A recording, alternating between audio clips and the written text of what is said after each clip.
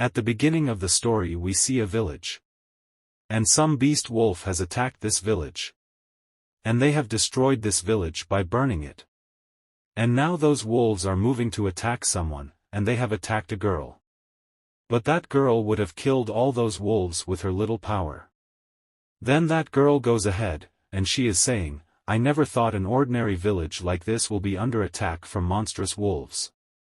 Pity these mortals. And in front of this girl there is a boy lying on the ground, but then this girl notices something, and we see that the boy's eyes open. And he gets up quickly. Then he says, I'm not dead. And when he looks in front of him, he knows that there is a girl in front of him. And looking at the girl he says, where am I in the end? But when he looks at the girl carefully, he recognizes who she is, and he calls her by her name. And this girl's name is Han Yen. And the boy quickly holds the girl's hand, due to which the girl gets a little nervous. But this boy is saying to Guang Han, Han Yen, why are you here? Are you here to save me? But Guang Han does not know this man. And she tries to free her hand. And she says to this boy, how do you know my name? And please let go of my hand, I don't even know you. And the boy has directly hugged the girl. Due to which Guang Han becomes even more surprised. And the boy says to Guang Han, Han Yen, I know you're mad, but it wasn't my intention to ditch you and use a suicidal attack with others. Don't worry, I won't be naughty anymore, we will live a happy life together. But Guang Han is getting very angry with this boy's actions, and this boy is not able to understand. And he is asking, why are you tremble? And Guang Han takes the boy away from her. And seeing this the boy becomes very surprised. Then he says, Lu Han Yen, you are killing your husband. And this boy goes far and hits the ground, due to which a crater is formed at that place. And then a man comes running towards this boy. And this man is calling that boy Little Feng. And he is asking, how are you? Are you alright? Xiao Yifeng, talk to me, hurry up and apologize to the lady. But Feng gets badly hurt due to Guang Han's attack. Due to which he starts fainting. And he is not able to even pronounce this man's name properly.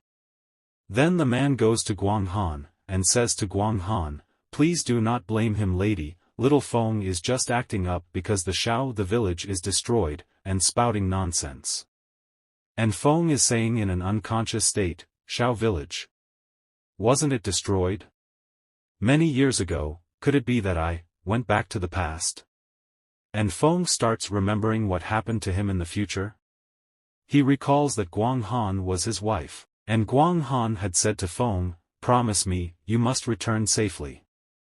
And Feng replies to Guang Han, I promise you, I won't leave you behind. But when the fight took place, Feng was badly injured. And Feng was attacked with many weapons. Due to which he was badly injured. And he is remembering all these things, how was he killed?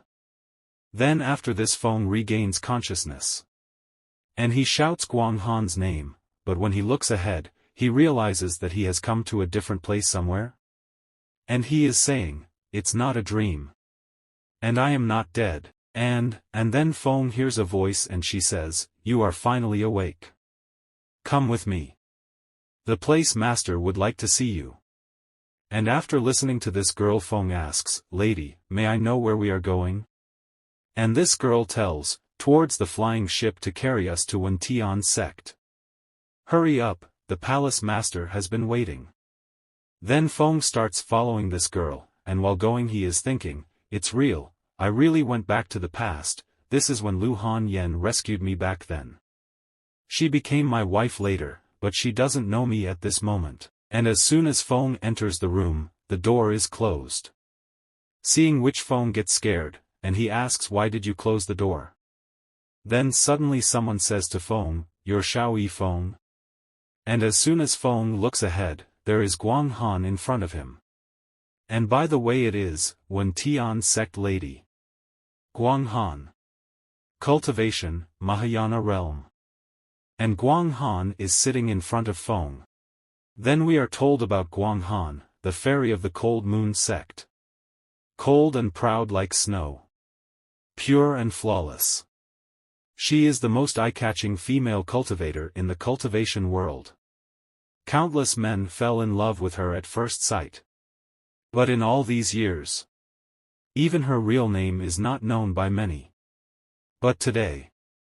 And now Guang Han is asking Feng, how do you know my name? So in response Feng tells Guang Han, Han Yen. I know this sounds unbelievable. But you have to trust me. I came back from the future, and the reason I know your name is because I'm your husband. But Guang Han does not believe Feng's words, rather Guang Han is getting very angry, and she is saying, I'll give you one more chance, tell me the truth. And Feng gets shocked after hearing this. And he's thinking, damn. I'm going to die. She always likes this when she gets angry. And Feng is saying to Guang Han, my wife, I'm not lying to you. By the way, your favorite fruit is banana, you are most afraid of snakes, you were bitten by a dog when you were immortal, and also, your nickname is Yen Yen, it was given by a fortune teller that your father hired. But Guang Han gets very angry after listening to Feng. And she shouts at Feng to shut up, and using her power, she grabs Feng by the neck. Due to which Feng starts coughing. And Guang Han is releasing her power, and she says to Feng, you have investigated me so thoroughly, you must be a spy sent by the demon sect, tell me, who sent you? And Feng's body is trembling and he says to Guang Han, I'm telling the truth, you have a congenital cold ice vein. You practice the ice heart technique. Not the 9 scrolls of heaven that the heaven sect teaches. And when Guang Han hears this, she gets shocked and she starts thinking, my main cultivation technique, only my master and I know about it, how did it leak out? Could it be my master? Then Guang Han says to Feng, I didn't expect you could even find this kind of secret, it seems I have to kill you first, and then search your mind for information. And Guang Han is about to kill Feng. And seeing this, Feng gets very scared, and he says to Guang Han in fear, you have a tear-shaped red birthmark on your inner thigh. And on hearing this, Guang Han's attack stops. She stops herself. Due to which Feng falls, and he heaves a sigh of relief. Then he is saying, it can't be that this is also information that spy can see, right? Hearing Feng's words, sweat is falling from Guang Han's face, and at the same time Guang Han's cheeks turn red. And Feng is saying to Guang Han, I also know that you have a mark of an ice lotus on your right chest, it is formed by the ice heart technique that you practice. This technique was taught to you by your master, it is actually a furnace technique. If you lose your virginity while practicing this technique, your power will all be transferred to the other person. Fortunately, you later discovered your master's plot. So you managed to secretly kill him, and covered it up as an accident, fooling everyone. This is how you became the current palace master of the Snow Palace. The fairy of the cold moon. And also my wife, Lu Han Yen. Guang Han gets a big shock after hearing Feng's words. He doesn't believe that a man can know so much about him. And Guang Han's face is sweating profusely. Then she gasps and says to Feng, these things. Unless I said them myself, no one else could possibly know. You said you came from the future me, we, what happened to us? And Feng tells Guang Han about the future, and he says, the future is a chaotic era that has never been seen in 1,000 years.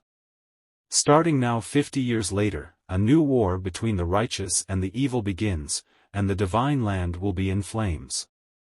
The 4 palaces of the Heaven Sect are destroyed, the Red Sky Sect betrayed and joins the Demon Sect, the Luo Book Sect is in name only, the 2 divine monks of the No-Form Temple pass away, and I was framed by a traitor of the Heaven Sect, and fled the world with the name of a master killer, but by a twist of fate I met you, and became your partner. After that we decided to retire together. And not care about worldly affairs. But we met. Enemies at our door. After that I died with their enemy. I thought that I would never see you again. But I never expected, when I opened my eyes again, I was back to the time when you saved me.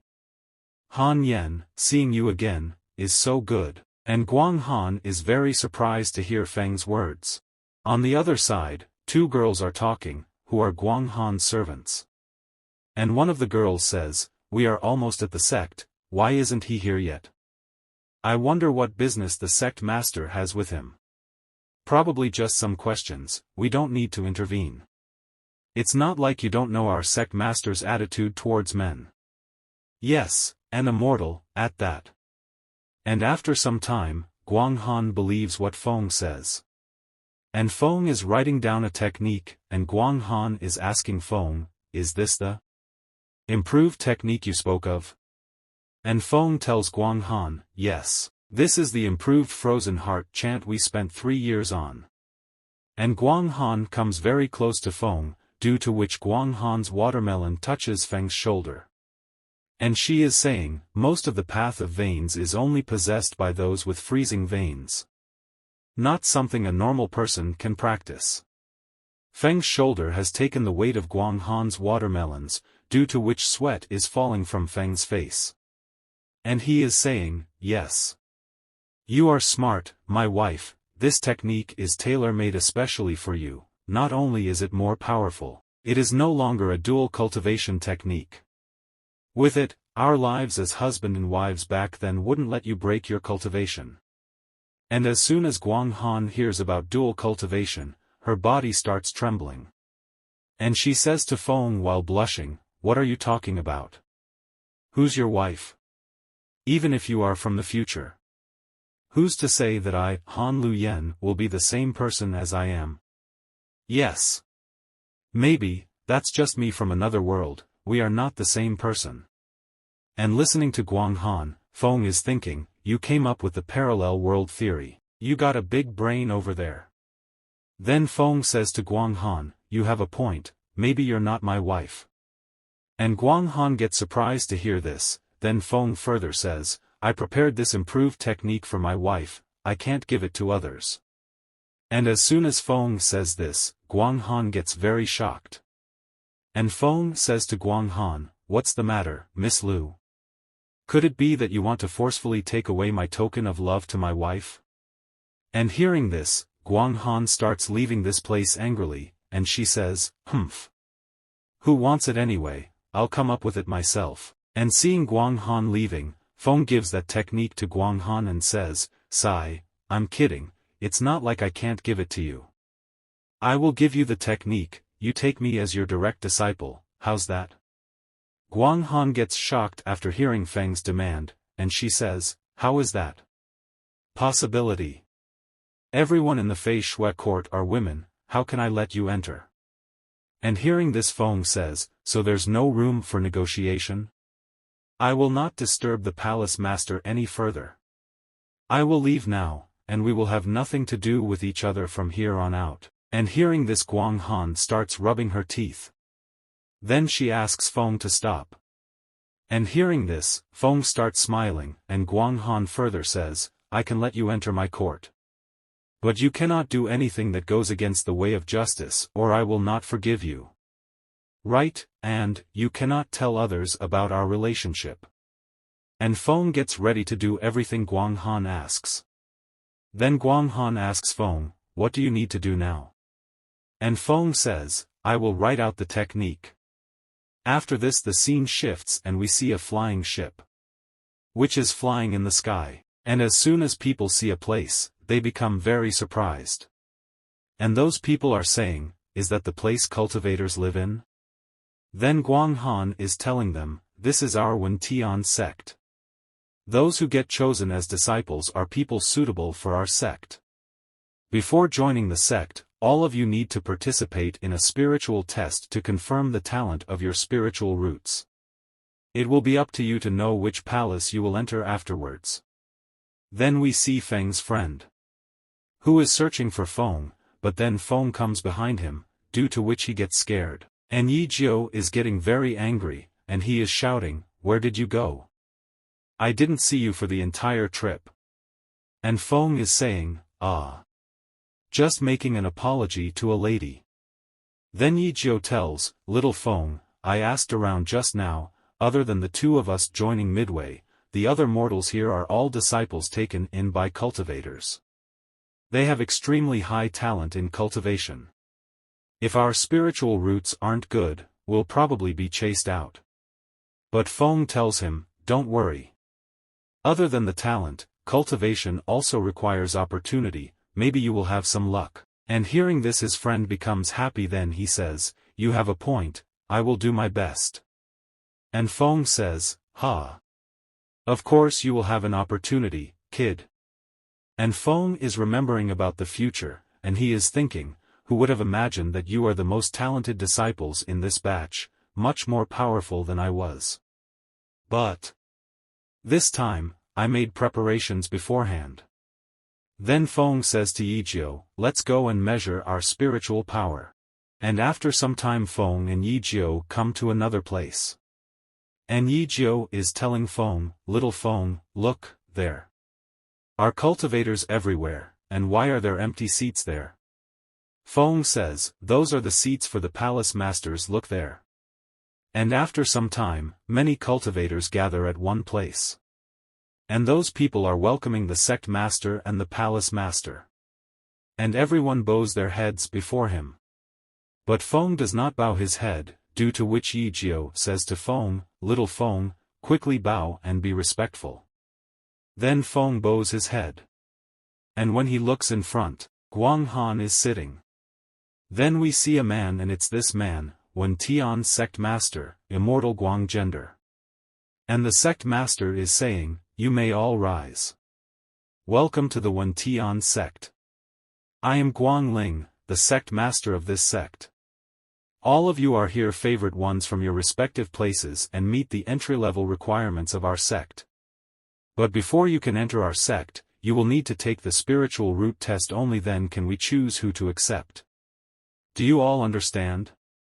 And all the cultivators call the sect master Yush. And Feng is saying to Yijio, don't worry, you're good to go.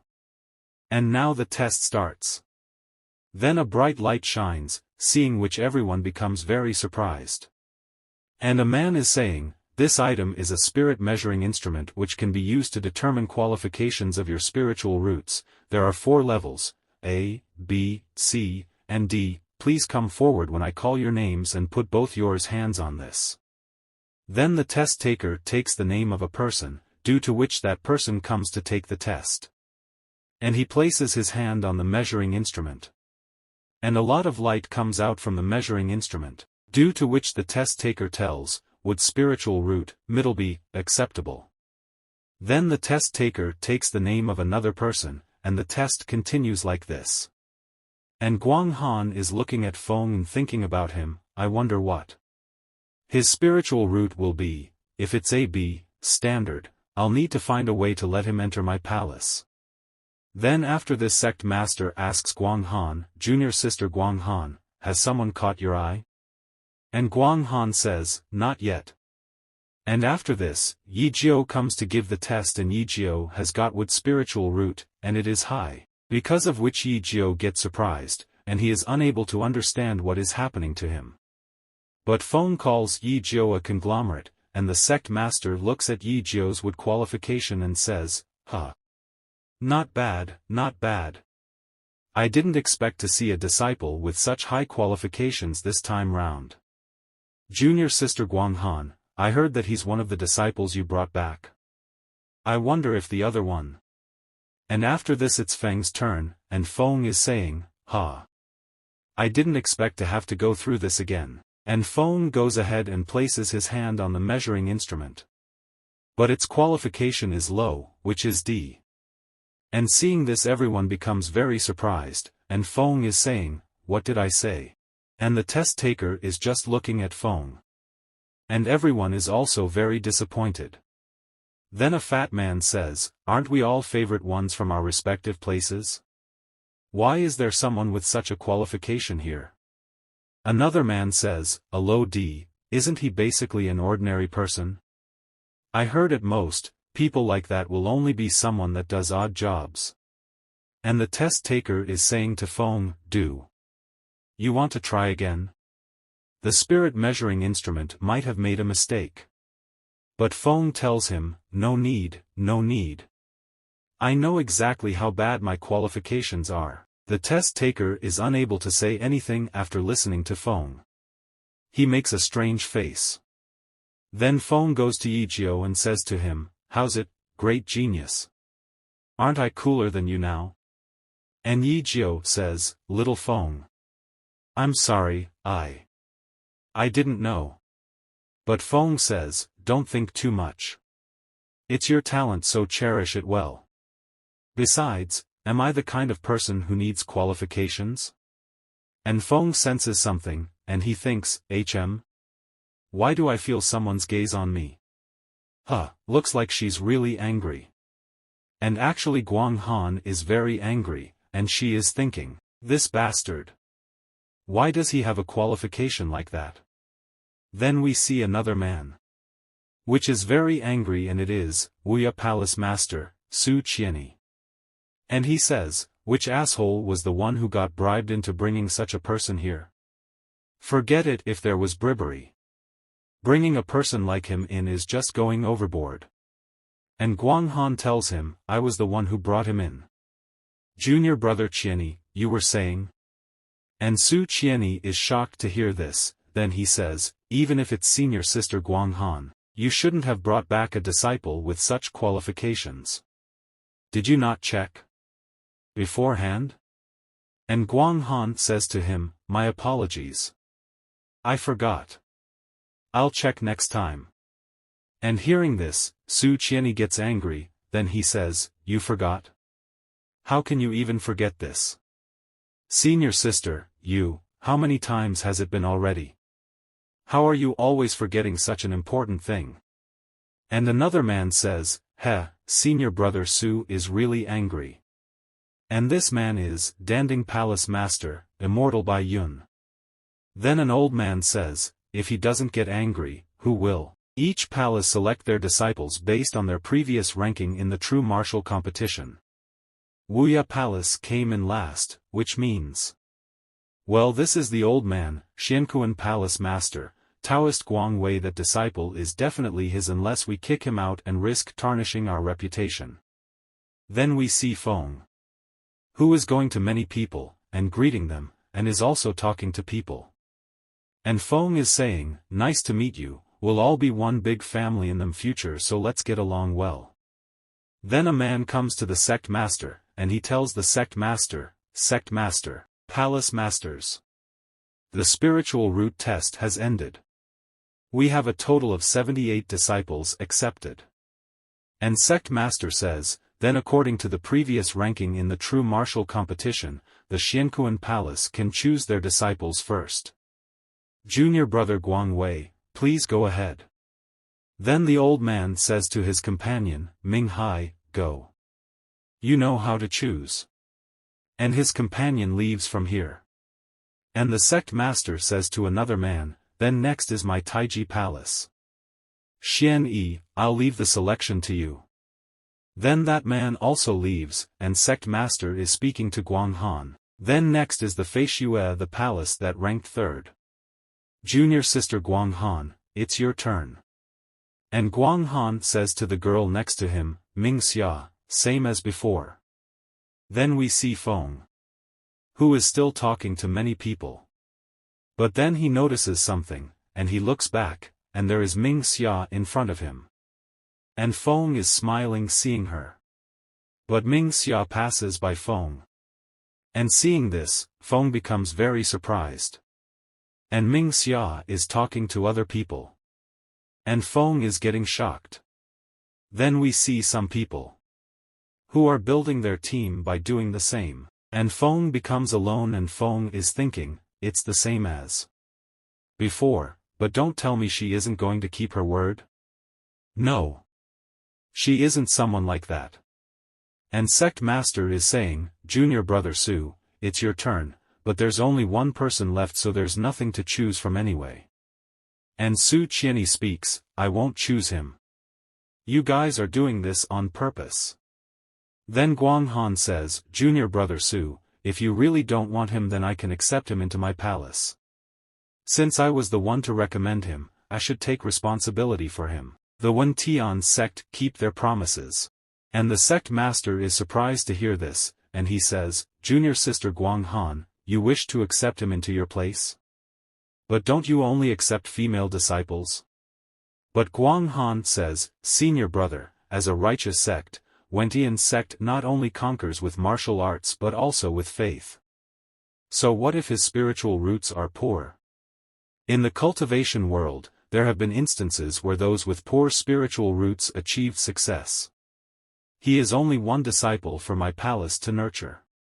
If we chase out a disciple that we've promised to accept, won't we become the laughingstock of the righteous sects? And the old man gets surprised after hearing this, and then he says, as expected of junior sister Guang Han. This is the attitude that our palace masters should have. And the second master is saying, in comparison, a certain someone has lost all his face now, not bad, although palace master Guang Han is a woman, her broad-minded attitude is truly a role model for us. Looking at Wuya the place, no wonder they've been going from bad to worse. And after hearing all those palace masters' words, Su Qianni gets very angry, because of which he shouts loudly and says, enough. And Su Qianni points towards Feng, then he says, I am also a palace master of the Wentian sect. I don't need anyone's help to take in a disciple. I will make you my direct disciple. And teach you everything. And after hearing this the sect master becomes very surprised. And he thinks, what a direct disciple. Then Guang Han comes to Su Qianni, and says to him, hold on. Junior brother Su. I clearly choose Xiao Yifeng first, and Su Qianni says, Senior sister Guang Han, you have already finished selecting your disciples before, no? Then Su Qianni says to everyone, although my Wuya palace is in the last place, I still have my dignity. Even if there is only one disciple left, it is still my turn to select disciples. I will accept Xiao Yifeng. Su Qianni shouts so loudly that it causes pain in the palace master's ears. Then sect master says, good, it looks like the 9 palaces of Wentian have acquired disciples today, so I can be at ease now. And Guang Han is thinking, I didn't expect him to act like that. I've tried my best, so don't blame me. And Feng gets confused, and he says, what exactly is this situation? After this the scene shifts and we see Wuya Palace, main peak. And a disciple is saying to Feng, Junior brother Xiao, this is the main peak of the Wuya Palace. The master's palace is just right in front. Don't worry, in Wuya Palace, I will not let anyone bully you. And this disciple is Wuya Palace eldest disciple, Xiang Tiange. Xiang Tiange gets so excited, due to which he places his hand firmly on Feng's shoulder, due to which Feng starts feeling pain, and Feng says, I am feeling pain. And seeing this, Xiang Tiange says to Feng, I'm sorry, junior brother. Your body is so weak, so I'm not able to really control my strength, looks like it's been dislocated, I'll help you. But Feng says to Xiang Tiange, I'm fine. Let's just quickly head to the palace. And seeing Feng Xiang Tiange so concerned about him, Feng feels good, and he is thinking, senior brother Xiang is the same as before, he really doesn't know how to control his strength. Speaking of my previous life, I also entered the Wuya Palace. However, at that time, I only became an odd job disciple, and it took me 20 years to gradually become a formal disciple. That time, it was senior brother Xiang who was in charge of training me. The amount of things I had to go through because of him, it's pretty good that this time I became the direct disciple of Wuya Palace due to my wife's interception. Then we see a girl, and this girl is Su Qianni's daughter, Su Miaoqing. And Miaoqing is saying, Father, you really found a junior brother for me? When's he coming? And Su Qianni is saying, I acted quite on impulse. And it became like that. And Miaoqing says, that won't do. You said in front of so many people that you were going to accept him as a direct disciple. And Su Qianni says, I feel that it's good to take one in too. And then a lady comes to that place, and this lady is Su Qianyi's wife, Lin CeeCee. And she says, didn't you say that, although the child's spiritual roots are quite poor, his mind is quite mature? I'll help you guide him if you're really hesitant. And Su Qianyi agrees to this. Then Xiang Tiange says to them, Master, Madam, junior brother Xiao is here. And Su Qianyi asks them to come inside. And Feng is about to go inside the room, but before that Xiang Tiange tells him, junior brother Xiao, just do what I instructed you to do and you'll be fine. And Feng says thank you to Xiang Tiange. Then now Feng opens the door to go inside the room. And he goes inside. Then he greets everyone, and says to them, disciple Xiao Yifeng greets the master, madam and senior sister. After this the scene shifts and we are told, in the Wentian sect, disciples are generally divided into odd job disciples, normal disciples and direct disciples.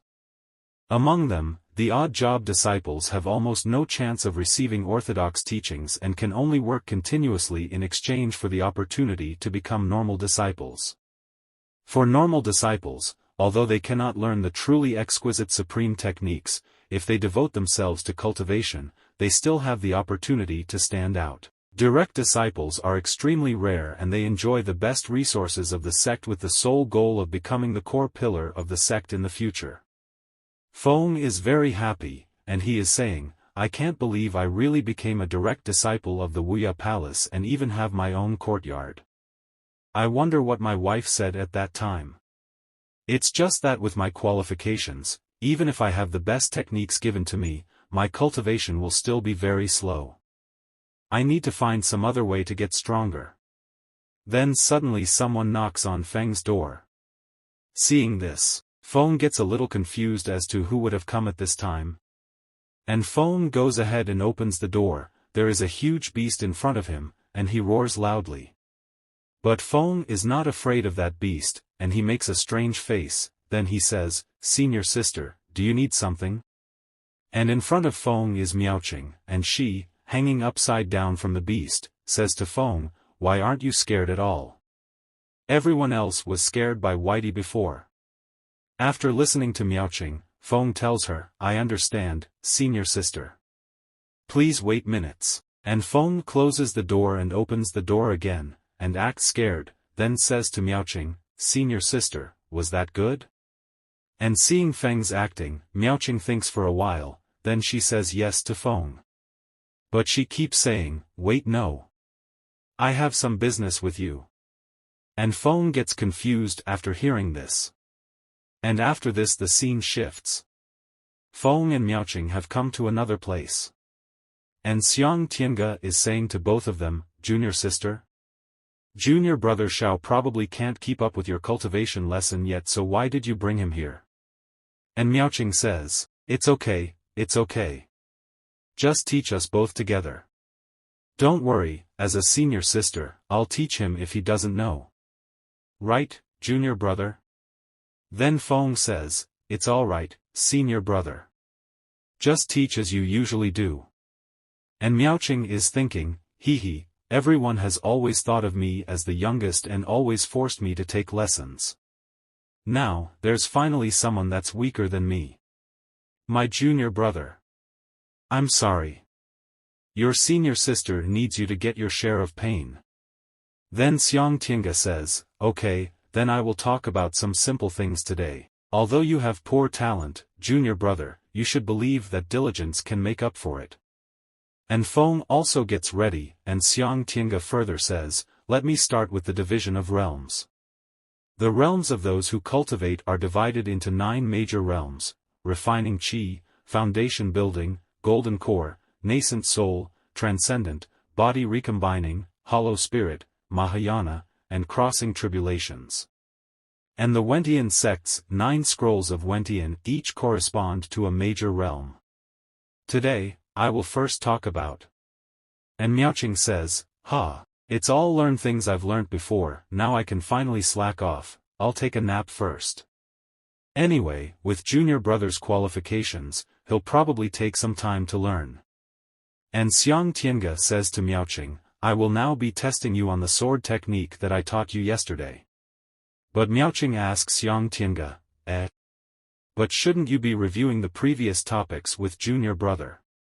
And Xiang Tiange points and tells Miaoqing, I've finished reviewing the previous topics with him already and he's also finished learning today's topic. And Miaoqing gets very surprised when she sees Feng's skills. And Xiang Tiange is telling Miaoqing, it has only been an hour. Although the younger brother has poor qualifications, he is an extremely intelligent agent. When I teach him something, he can basically remember it by looking at it once. And then when I look at a certain someone else. Miaoqing is very shocked to see Feng's talent. And she is saying, an hour? How in the world? Is it possible that he's a study bug? Didn't we all agree on being bad at this? How could you secretly backstab me? So in the end, am really the only one that's terrible? If this goes on like this, won't he become like my senior brothers and sisters, and endlessly make me do homework? No. My standing as a senior sister is all for night now. And Feng goes to Miaoqing, and seeing her upset, Feng asks, Senior sister? What's wrong? And Miaoqing quickly stands up, and waves her hand in front of Feng, then she says, Junior brother, let's go to the second senior brother and learn about talismans and formations. Then Miaoqing starts going ahead, and seeing her going, Feng also starts following her. And seeing both of them going, Xiang Tiange is saying, it seems that the younger sister is feeling a sense of crisis now, which isn't bad at all. After this the scene shifts, and an elder is telling, talismans and formation are essentially of the same origin, that is, by allowing spiritual energy to operate in a special way to produce effects far beyond normal. Today we will start with the most basic 8 trigrams formation. The so-called Qian Gua refers to the cycle of the heavenly way, and gentlemen should follow the heavenly way. Then Miaoqing tells that elder, no, I can't sleep, I'm a senior sister now. And the elder says, Miaoqing is very diligent today. Rather, it looks like junior brother Xiao seems to have a lot of doubts. And Miaoqing says smilingly, humph. Of course it's normal for my younger brother not to know these kinds of deep knowledge now. If you have any questions. Then Feng stands up, and says to the elder, it's true. Have some doubts so I would like to discuss them with you. The elder is a bit surprised, but asks him to tell Feng. And Feng says to the elder, you just said that the Qian Gua is a 6-yang hexagram, which symbolizes overcoming the heavens, but I think it also means losing yourself to pride. The elder is surprised to hear Feng's words. But he laughs and tells Feng, I didn't think that the young junior brother Xiao would have such talents in understanding formations. What you said isn't wrong and it is content that will be covered in higher grades. I thought it was a little too early to explain this to you. Then the elder looks at Rina, and says to her, Miaoqing, if you have anything you don't understand in the future, you can ask your junior brother. And Miaoqing is very shocked. Then after this Miaoqing and Feng are going somewhere, and Miaoqing is asking Feng, how did you even understand what that old man said? And Feng tells Miaoqing, actually. Didn't understand some parts, that's why I asked if we could discuss some of the topics. And Feng is thinking, I wouldn't be someone of a high level if I didn't know these basic things. What I'm learning now isn't of any use so I need to quickly advance so I can learn the things I need. But Miaoqing is thinking, damn it, I'm getting overshadowed by him. At least act like an actual junior brother who doesn't know anything. Looks like I have no other choice left. Then Miaoqing says to Feng, Junior brother, let's go to our next class. And Miaoqing brings Feng to another place, and she is saying, this is the 4th senior sister's place. She's in charge of practical combat. And Feng is surprised to hear this. And Miaoqing further tells Feng, that's right. But don't worry, the 4th senior sister is very kind and loves reading. She's a really good person. I can definitely earn my dignity back now. After all, what we are looking at here is not understanding, but practical cultivation. Then Miaoqing comes to a girl with Feng, and this girl is at Wuya Palace. Fourth disciple, Zhu Yushan. But Zhu Yushan says, sorry, I'm busy. Let's do it next time. And hearing this, Miaoqing says, the only problem is she's often in her own world. And Feng becomes happy, then he says, then let's not disturb the fourth senior sister.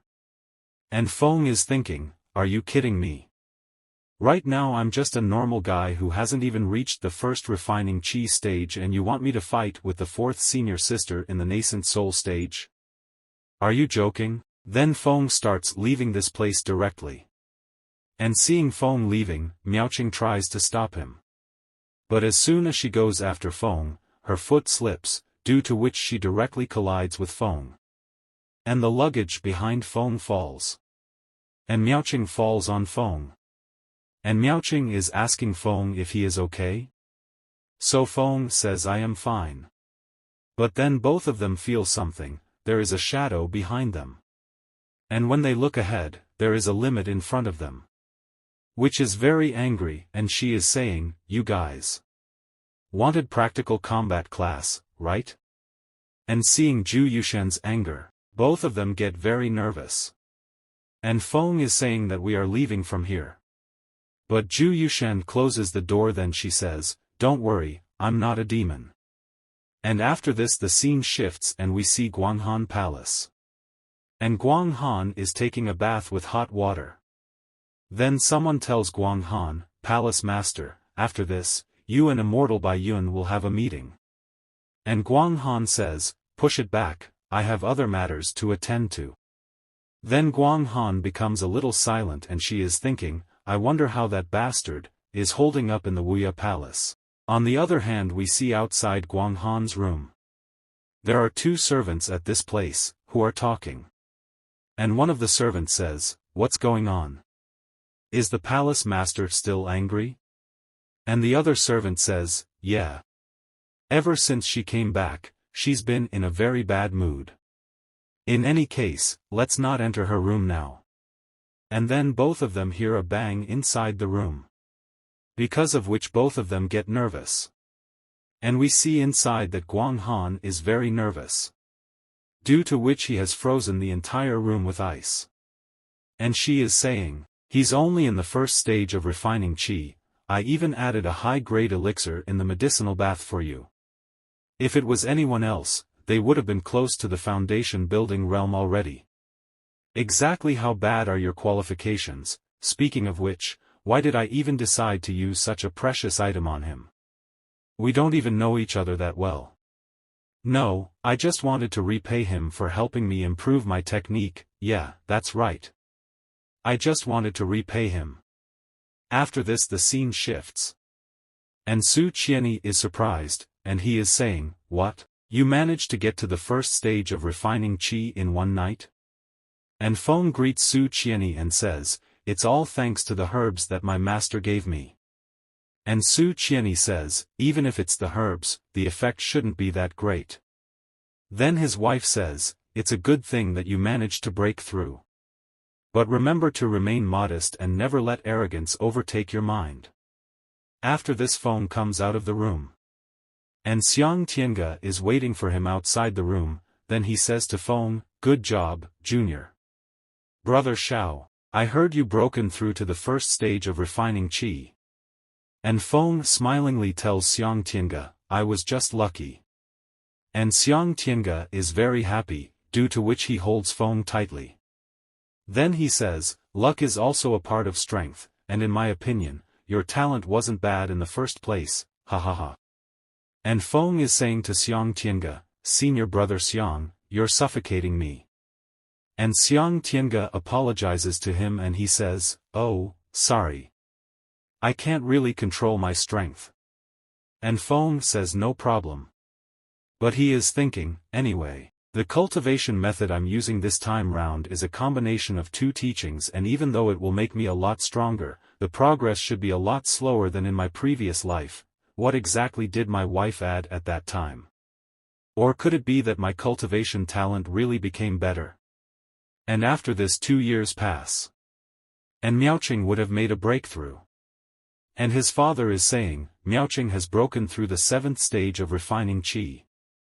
She has superior talent, and although we keep suppressing her realm to consolidate her foundation, it's still very easy for her to break through the realm. And his wife says, compared to her, the other guy is a lot more worrying. And Su Qianyi says, humph. Talking about him makes me angry. Then Miaoqing comes out of her room, then she says, haha. I broke through. Junior brother, where are you? Then we see Feng, who is saying to Miaoqing, congratulations on breaking through, senior sister. And Miaoqing comes to Feng. And she is surprised. And she is asking Feng, why are you still in the 4th stage of refining qi? And Feng tells, my qualifications are bad, ha ha ha. And hearing this, Su Qianyi gets very angry, and he says to Feng, 2 years. Do you know what I've done for him for 2 years? Even a pig can cultivate faster than him with the amount of treasures he's used. And his wife asks him to remain calm, but Su Qianyi says, no, I'm going back first. I feel like I will beat him up if I see his face. And his wife says, then let's go back together, then both of them leave that place. And Feng is a little surprised, why did both of them leave this place?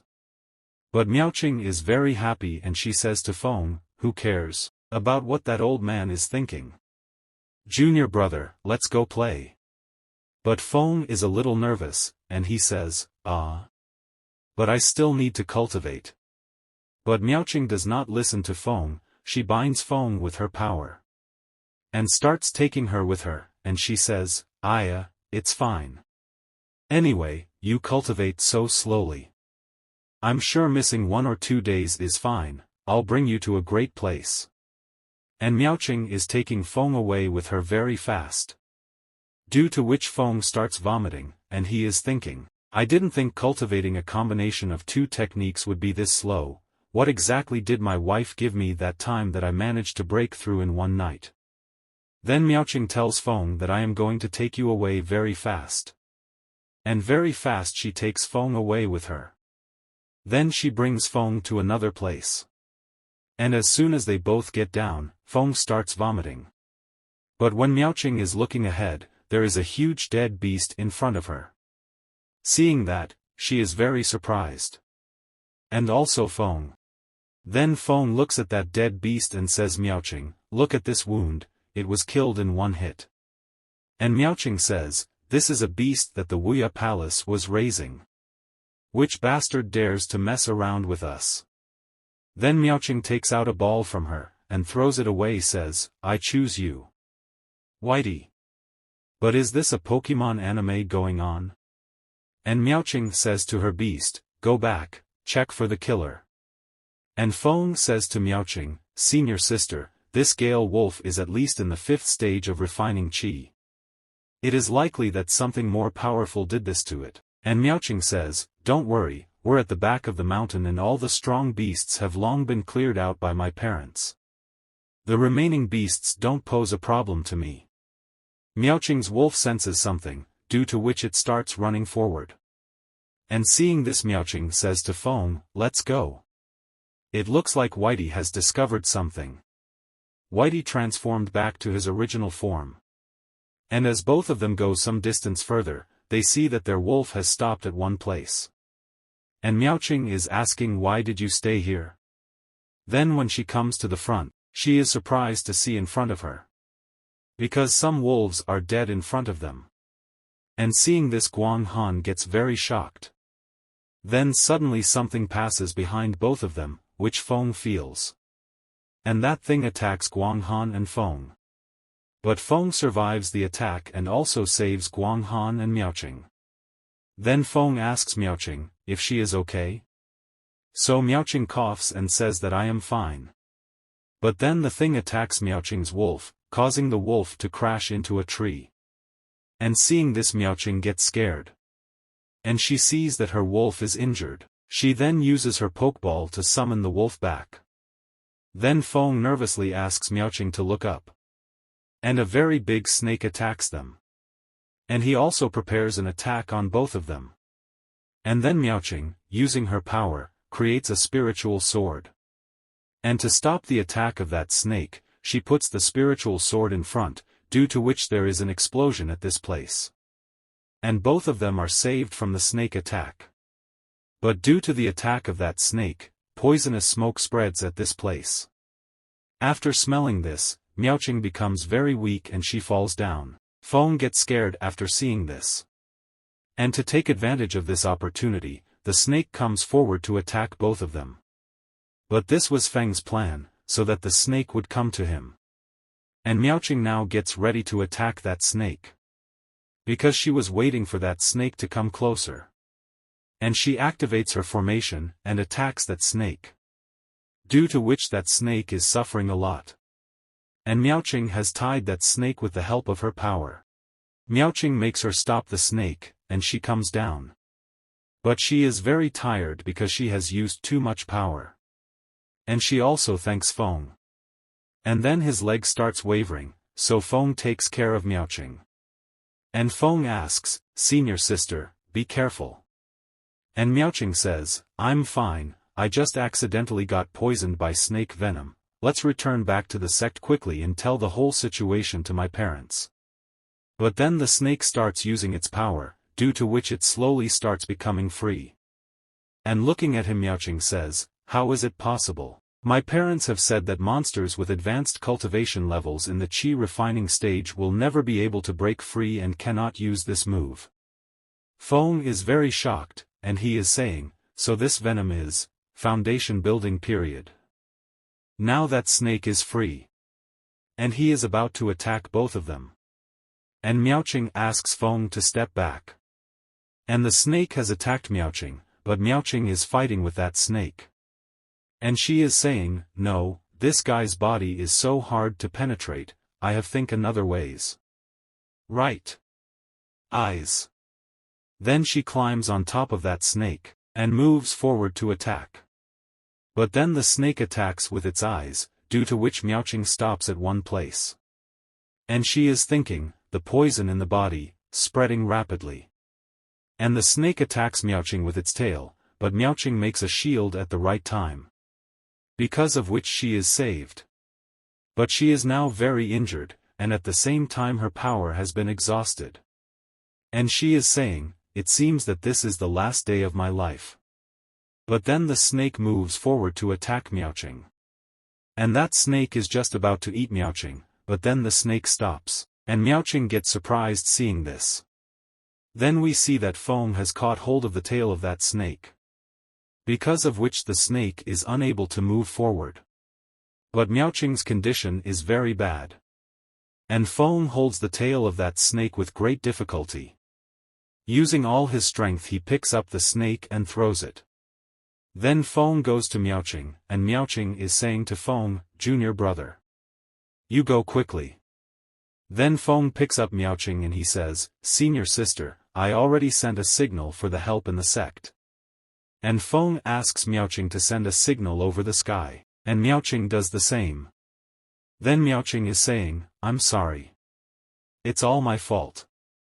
And Feng says, "Don't worry, senior sister, leave it to me next." Then Feng keeps Guang Han at a place. Then he looked back and saw that snake. And he starts smiling.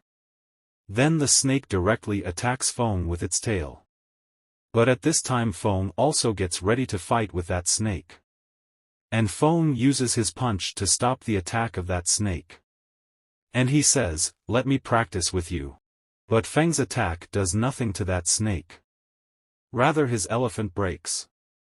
And seeing this Feng is thinking, "The gap in our realm is too big, although I was able to shake this beast, but I can't hold him for so long." But then Feng gets scared, because the snake is ready to make another attack on him. And Feng moves forward to stop that attack. And directly attacks the snake's mouth, due to which blood starts coming out from the snake's mouth. And that snake becomes more angry. And he attacks Feng again. And his attack causes an explosion, but Feng escapes from his attack. Then Feng directly climbs on top of that snake, and that snake sees Feng, and moves his body very fast, and hits the top of the trees. due to which Feng is facing a lot of trouble. Then Feng is ready to use his skills. And with the help of his skill he attacks that snake, due to which the snake starts feeling a lot of pain. Then Feng falls down, and directly hits a tree, due to which he gets badly injured. And he is saying, "It's a pity that I was able to slightly injure this damn beast, this time we're really going to die." And that snake moves forward to kill Feng, but then someone attacks that snake, due to which its neck gets cut and the snake dies. And Miaoqing's mother comes to his place. And she is very nervous after seeing Miaoqing. On the other side we see Guang Han's palace. A lot of energy is coming out from that place. And Guang Han is doing her cultivation and increasing her power. And she is saying, "It's strange, I was at the critical stage of practicing Ice Heart technique, so why did I feel little panicked? The hidden danger should have been eliminated. Why don't I go and see that bastard? It's been several years since I last saw him, I wonder if he has improved over the years, just go and see him, I don't owe him anything now." And as she goes outside, she notices something. And when she looks ahead, she sees a man. And seeing him, Guang Han is thinking, isn't that Taoist Guangsheng? Then Guang Han asks Guangsheng to stop. And she comes to Guangsheng, and says to him, looking at the direction you're going, "Are you going to Wuya Palace? But what's for?" So Guangsheng tells Guang Han, "Sigh. Do you still remember that junior brother Qian Yi accepted a disciple a few years ago? Just now, junior brother Qian Yi sent me a message, saying that disciple is seriously injured, and asked me to go and help him, and he also said to me that it's just a guy with no spiritual roots." And as soon as Guang Han hears this, she starts going towards Feng very fast. And seeing this Guangsheng gets very surprised. Then sometime after this, we see Miaoqing, who is still unconscious. And second senior brother is sitting near him, and Zhu Yushan is also there. And Zhu Yushan is saying, "Second senior brother, how's the situation of Miaoqing now?" So second senior brother tells, "There were some fractures and some snake venom in the outer band, but don't worry, have cured them and she will be able to awake in 2 days, right now, the problem is on the junior brother's side." Then Xiang Tiange comes to that place, and seeing Xiang Tiange, second senior brother says, "Senior brother, how's the situation over there?" And Zhu Yushan says, "Junior brother, how's the situation over there?" So Xiang Tiange says, "Junior brother's injury was too severe, the master and the master's wife are doing their best to heal him, but he could only barely hold his breath." And hearing this Zhu Yushan says, "Don't worry, master has already called senior Guangsheng, he is very good at medical skills." So Xiang Tiange says while leaving, "I want to go to the back mountain." And as Xiang Tiange is about to leave, second senior brother, using the talisman, seals the place. Then he says to Xiang Tiange, "The mountain is so big, what can you find alone?" And Zhu Yushan says, "Yes, senior brother, you should calm down." Xiang Tiange is getting angry, and he is saying, "So I don't do anything, just watch him die." So second senior brother says to Xiang Tiange, "Wait a moment, there is great power coming." Then just then Guang Han comes to that place, and Guangsheng also comes behind Guang Han. But he is very tired, and he is saying, Junior sister Guang Han, I can't do it anymore, I'm too tired. Take a break." Seeing Guang Han and Guangsheng, all three greet them. And Xiang Tiange tells them, "We pay respect to the senior Guangsheng? But why senior Guang Han is here?" And Guang Han asks Xiang Tiange, "Where is Xiao Yifeng?" So Xiang Tiange says, Junior brother, he is being treated by the master and the master's wife in the main hall." And on hearing this, both of them leave that place. Then Xiang Tiange is asking second senior brother, "Has master also invited senior Guang Han?" And second senior brother says, "No, I don't know." And after this we see Feng. And Su Qianyi's wife is healing Feng, and Su Qianyi is saying, "I'll do it, madam, you take some rest for a while." But his wife says, "I still have some energy left, but Xiaofeng's pulse is getting weaker. When will Mr. Guangsheng arrive? And then Guang Han and Guangsheng come to that place. And looking at them, Master Qi says to them, "You're finally here, huh? Senior sister Guang Han. Why are you here?" But Guang Han does not respond to Su Qian's question, and she says to Guangsheng, "Why are you still standing here? Go and take a look at him and quickly heal him." And Guangsheng goes ahead and says, "Ah, you are so bossy." And Guangsheng is looking at Feng's condition, and he gets very shocked after seeing him. And seeing Guangsheng upset, Guang Han asks him, "How is his condition?" And Guangsheng tells, "I'll tell you the truth, he's badly injured, his meridians are all damaged, so he can be cured. To be honest, it is not a wise move to forcefully save a disciple who has mediocre talent." Then Guang Han says, "I'll provide you all the herbs you need." And Su Qian says, "How can that be? I'm his master, I've got all the treasures he needs." But Guang Han says to Su Qian, "Since you still know he's your disciple, then why did you let him get hurt like this?" And both of them start arguing like this. But Su Qian's wife silences him, and she tells him, "Treat him first, senior brother Guangsheng, just do whatever you want." And Guangsheng says, "Now that you've all said that, then I have nothing to say. Guys, let's get started." Then he spends 3 hours treating Feng. And Guangsheng is telling, now he's completely safe and fine. And Guang Han says, "This time it's all, thanks to senior brother Guangsheng help." And Guangsheng says, "It's nothing big deal. No need to thank." But Guangsheng is saying in his mind, "Fucking hell. You spend so many rare materials like you are spending water. And it is only to cure mediocre disciple. As expected, all of you who are the masters of the palace are rich and powerful. This is what you have earned through the use of magical elixirs." Then Guangsheng tells them, I have something else to do, so I'll take my leave." And he's thinking, it's so annoying to spend so much money on treatment this useless disciple, and compare each other to each other. I can't stay any longer. Then Guang Han says, "It's time for me to go back." And seeing Guang Han going, Su Qian says, "Senior sister Guang Han, don't know why you would help my disciple like this." And Guang Han looks back and says, "He did me a favor at first. So this time, I will keep him safe." This part starts and we see that many people are dead. And Feng is also there at that place, who is watching all these things. Then just then he hears someone's voice, perhaps he recognizes that voice. And when he looks ahead, he sees a man who is killing someone. And that man is taking the name of Feng only. And the one who kills him is none other than the evil form of Feng. And Feng's evil form would have killed that man. And seeing this, Feng is saying, "This is the last life. When I went crazy, is this a dream?" And then Feng hears someone's voice, and that voice is saying, "You bastard. You still don't want to stop yet. Xiao Yifeng. Are you crazy? You murdered your own sect members and also murdered Brother Su. You murdered your own master." And the evil form of Feng is saying, "I've murdered the master?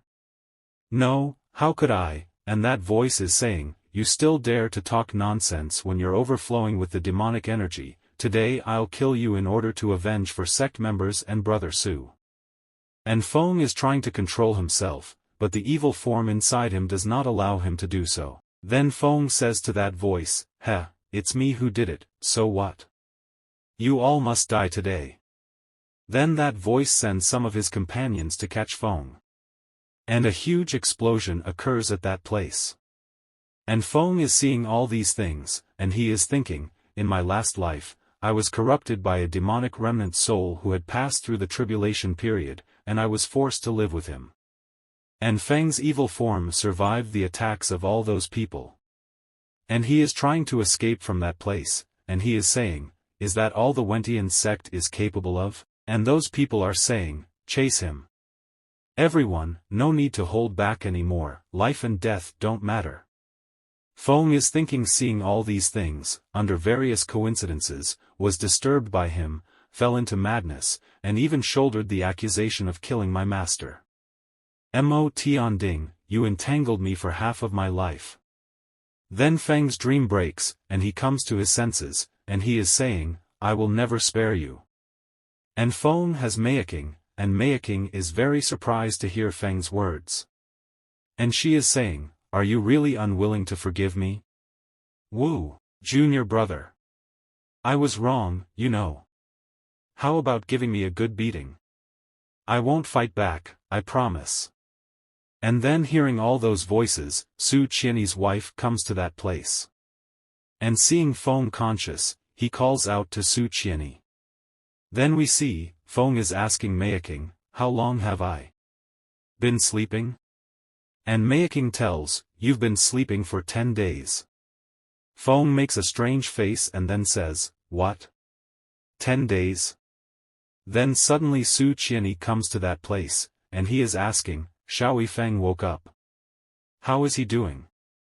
Seeing Su Qian, Feng tries to get up, but Su Qian tells him, no need to get up, I just came to check on you. Then Su Qian's wife says to Feng, Xiao Feng, thank you for saving Miaoqing. If it weren't for you, I would have regretted it for a lifetime. And Feng tells them, Mahat simple did net for disciple should do. And Feng is thinking, in the dream of past life, I was being pursued by the sect for killing my master. It's surprising waking up to such a scene. Then Su Qian says, Madam, please take Miaoqing out first. I have something to say to Xiao Yifeng. As soon as Mei Ying hears this, she says, why, I also want to stay. Don't try to make things difficult for him. And Su Qian's wife says to Mei Ying, be good, your father just wants to express gratitude to Xiao Feng. You know he values his pride, and we're in a situation where he can't let go. And Feng says to Su Qian, Master, is there something you want to say? So Su Qian says, what's your relationship with Master Guang Han? And Feng says, Master, why do you ask such a question? So Su Qian says, learning that you got injured, she made a special trip and exercised considerable effort. She mentioned that you had helped her before. What does that mean? And Feng is surprised to know this, and he says, what, she specifically came? Master, actually, it's just a very small matter, I can't believe Senior Guang Han still remembers that. I mentioned before that when a Guang Han Senior encountered me, our village had already been destroyed by a wolf demon. Back then, Senior Guang Han had disguised herself as an ordinary person and was trapped by the wolf demon. Be careful. Leave quickly. I will deal with these monsters. Hurry. If you don't leave it will be too late. You helped me, next, I will help you. What do you mean? Girl, are you scared? I didn't know at that time that Senior was a powerful being, and later Senior rescued me. And after hearing all this, Su Qian sleeps for a while, then he says, it turns out that although he is immortal, he has a heart to save the world. You did well. And Feng laughs and says, haha, Master, thank you very much. And Feng is thinking, it's fortunate that the process of meeting in the previous life with the mother can help explain things. And Su Qian says, however, this time she spent quite a bit of money. In the future, if you meet her again, be sure to treat her with courtesy. And Feng says, Master, rest assured, I will remember this kindness deeply. And Su Qian says, that's good. Take good care of yourself, I won't disturb you further. Then Feng says farewell, Master. And Su Qian says while leaving, Miaoqing's matter. Thank you. And Feng says about Su Qian, tsk, this old arrogant. Just then Feng sits down. And he is thinking something, then he is saying, accepting such a favor from heaven this time, it seems I need to accelerate the pace of improving my cultivation. Although soft rice is delicious, it also has to be hard, huh? My cultivation level has reached the 5th level of Oi training. Perfect timing, reaching the 5th level of Qi training is the threshold for performing the feather fall technique. There's a place, I can finally go now.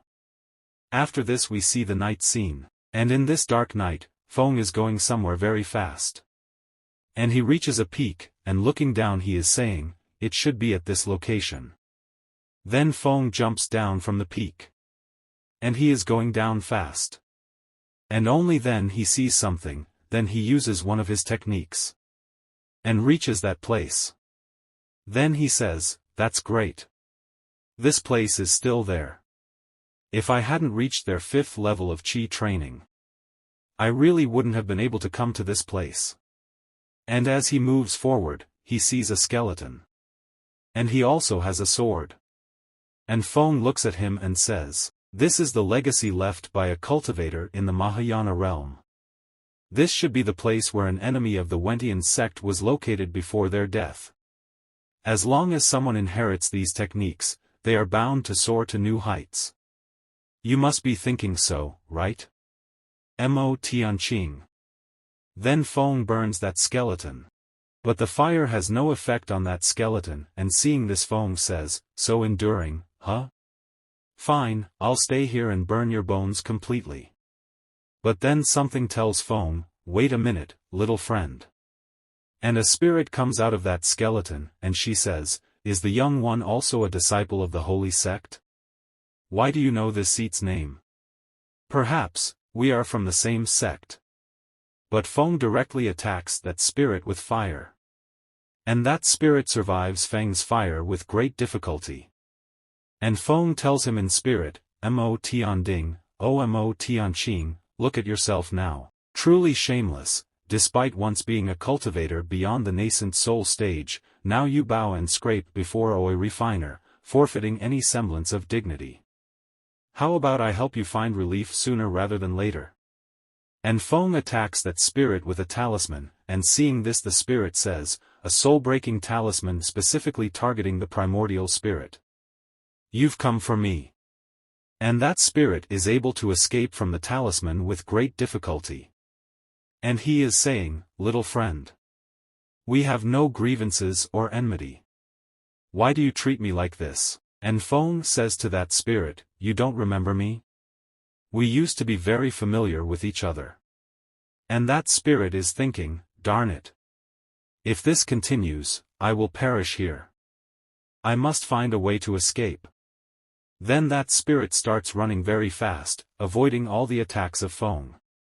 And he says to Feng while running, today, I'll take note of this grudge, whoever you are. In the future, I will surely repay this debt. And as soon as he goes ahead, he gets surprised, because there is an array formation in front of him, which he cannot cross. And seeing this Feng is smiling, and he says, how does the taste of the 8 trigram soul-locking array feel? It's something prepared quite thoroughly for you this time. Mo Tianqing, today I will not let you go. And Feng is thinking, in the previous life, this scoundrel almost took over me. Cultivation, causing me to lose my sanity for half a lifetime, occasionally falling into bouts of deviation. Then that spirit says, damn. You, a Qi refiner, don't appreciate my gesture, I'll make you understand the consequences. This sit will swallow you today. The spirit then moves forward to attack Feng, but Feng smiles seeing her coming towards him. Then he calls that sword towards him, and says, the sword that slays immortals, the Melladshur extermination sword. And Feng takes a slash from that sword, due to which the spirit gets cut into 2 parts. And that spirit starts disappearing, and he is saying, why can you control the myriad spirit extermination sword? Then Feng starts tying that spirit with the help of a chain. And that spirit is saying, the Tao heart lock of the Wentian sect. Are you from the Wentian sect? Darn it.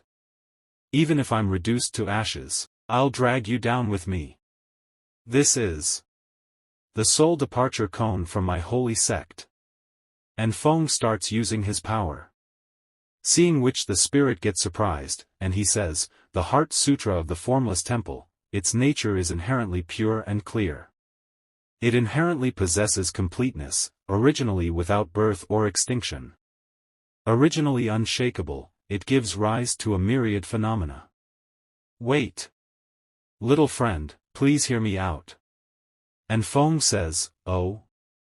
Do you have anything else to say? And that spirit says, little friend, I presume you also come from a prestigious background. You should know how many treasures a Mahayana cultivator possesses. I can reveal their locations to you in exchange for my life. And Feng says, it does sound quite appealing, doesn't it? And the spirit says, that's right. As long as you spare me, all those treasures in the future will be yours. Friend, with your broad knowledge, you must be in great need of various cultivation resources. And that spirit is thinking, give me a little more time. And I can break free from this damn Dao heart lock. And Feng says, what you say makes sense. After I've eliminated you, I'll find an opportunity to claim those resources you left behind. And then a huge explosion occurs at that place. And Feng looks at that thing and says, huh? This is, within me, what is devouring the power of Mo Tianding's soul. And the lotus flower comes in Feng's hand. And Feng looks at it and says, this lotus flower, what exactly is it? In my previous life, I was almost taken over by Mo Tianing, and it was with it that I preserved my self-awareness. It's just that at that time, it was only a bud. Forget it, I'll find out eventually. I can time travel back to the present, maybe it's related to this thing. Now, what's most important is, of course it's bag licking. This book, I don't know what material it's made of, it surprisingly doesn't burn. In this day and age, everyone uses jade slips, only those old-school sects still rely on written records. Obviously, such precious artifacts should be under my care. This thing is quite valuable. It seems to be a high-quality defensive magic tool. I definitely shouldn't waste it. And there's also a storage ring. This is a jackpot. And then that sword comes to Feng, and Feng is looking at it and he is saying, Immortal slaying. Sword, this sword might not be a good sign. The immortal slaying sword, undoubtedly an ominous weapon, born in the midst of endless slaughter, this weapon is exceptionally powerful, and many have fought fiercely to claim it. However, those who finally obtains it, almost all of them end up having their soul power mercilessly drained by it, not a drop left. The reason Mo Tianding looks like that is also thanks to this sword. Hee hee. Well, if that's the case, let's meet again in the future. Feng starts leaving this place quickly, but the sword quickly appears in front of Feng. And that sword is saying to Feng, you smell really nice. Then that sword transforms, and she says to Feng, your soul smells delicious. Can I take a bite? And Feng gets very scared after seeing him, and he is telling him with a sword, cough, cough. I'm not enough for you right now. How about this, follow me, and when I am a bit plumper, then you can take a bite. Sound good? And Feng is nervously saying in his mind, whoa. Danger, danger. If this thing takes a bite, I'm afraid I'll be drained dry on the spot. And that sword further says, follow you? Are you suggesting? I acknowledge you as my master. But you're so weak. Why should I follow you? Wouldn't it be better if I just eat you? And Feng says, well, there's a reason for that. Look. At least I'm much more handsome than that skeleton frame, right? And that sword says, that makes sense. Alright, the decision is made. I'll follow you for now. I'm so tired. I'll take a nap. Got it. Next time I wake up, you want me. Then that sword transfers into its sword form. And it comes into the hands of Feng. Then Feng keeps it in his storage ring. And he says, still relying on handsome guys, huh? This trip was finally not in vain. In this ring, there are actually several hundred top-grade spirit stones. I'm off. This should be enough for me to cultivate for quite a while. Then Feng leaves this place. And after this the scene shifts and we see, Icefield Polaris Northern Empire City. And a girl is saying, next up, the next item is the dragon guarding body jade pendant. This jade pendant was crafted by a senior cultivator before transcending the tribulation. It requires no spiritual energy activation and can exert the protective power equivalent to a three-dimensional nascent infant stage without the need for any cultivation. Opening bid, 500 high-grade spirit stones. And after listening to that girl, some people are saying, it's just something for the younger generation, yet it's starting at such a. Exactly, this thing is unnecessary for high-level cultivators, it's too extravagant for the younger generation. I wonder who would buy this thing to give it to their disciples. What a joke, unless they're their own flesh and blood. After listening to those people, the girl is saying, starting at 500, is there really no one interested? This item is already quite a good deal. Then suddenly someone bids Rs.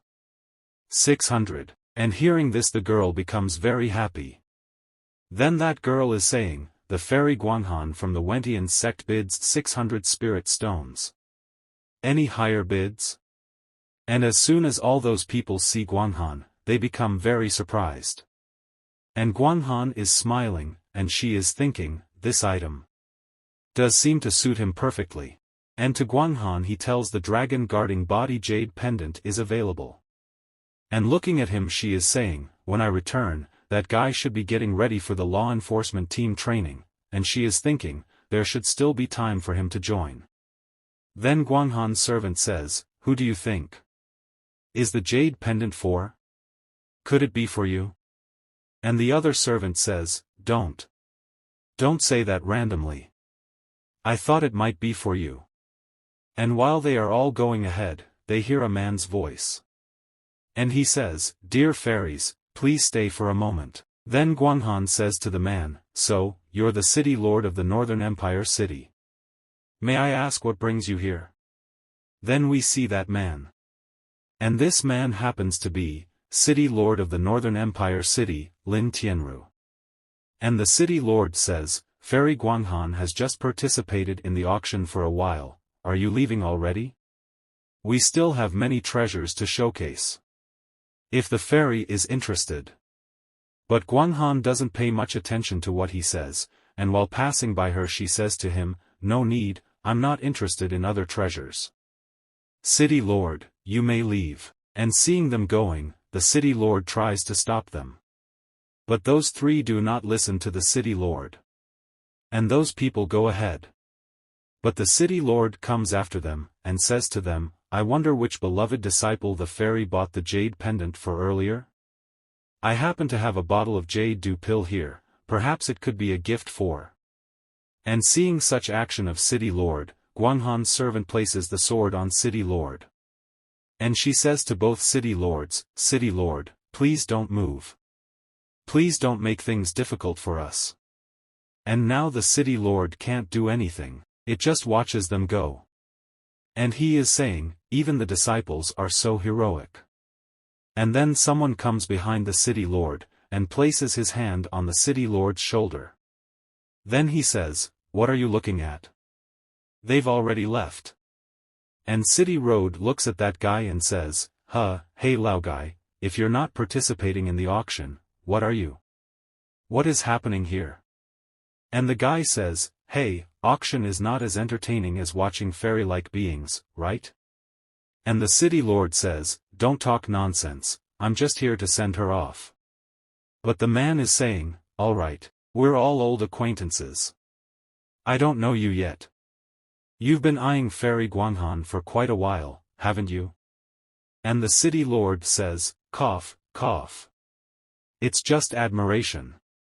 And the man says, unfortunately, I heard she's not interested in any man, otherwise, I might as well give it a shot, I'm out. Going back to check out the auction. You might as well give up on that hope. And after listening to that man's words, the City Lord is saying, not interested in men, Then after this the scene is set and we see, Wentian Sect Wuya Palace. And a girl is saying to Xiang Tiange, I pay respect, senior brother.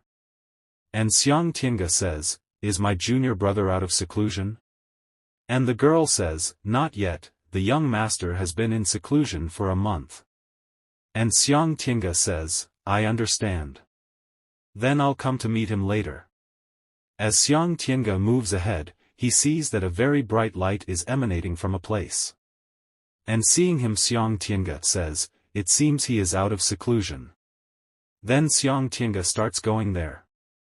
And Feng asks Xiang Tiange to come inside. And Xiang Tiange goes inside. And as soon as he goes inside, Feng attacks Xiang Tiange. And seeing this, Xiang Tiange also gets ready, and he also prepares his stomach, and stops that attack. And Xiang Tiange is very happy, saying, "Yes, little junior brother, it seems that you are already very familiar with the strength of the 7th level of Qi training." And Feng says, "Senior brother is mighty, directly dispersing my sword Qi with a single punch." And Xiang Tiange says, "Hee, the power just now was quite impressive. It shows you haven't been slacking off during this time. I can rest assured for the upcoming law enforcement team training."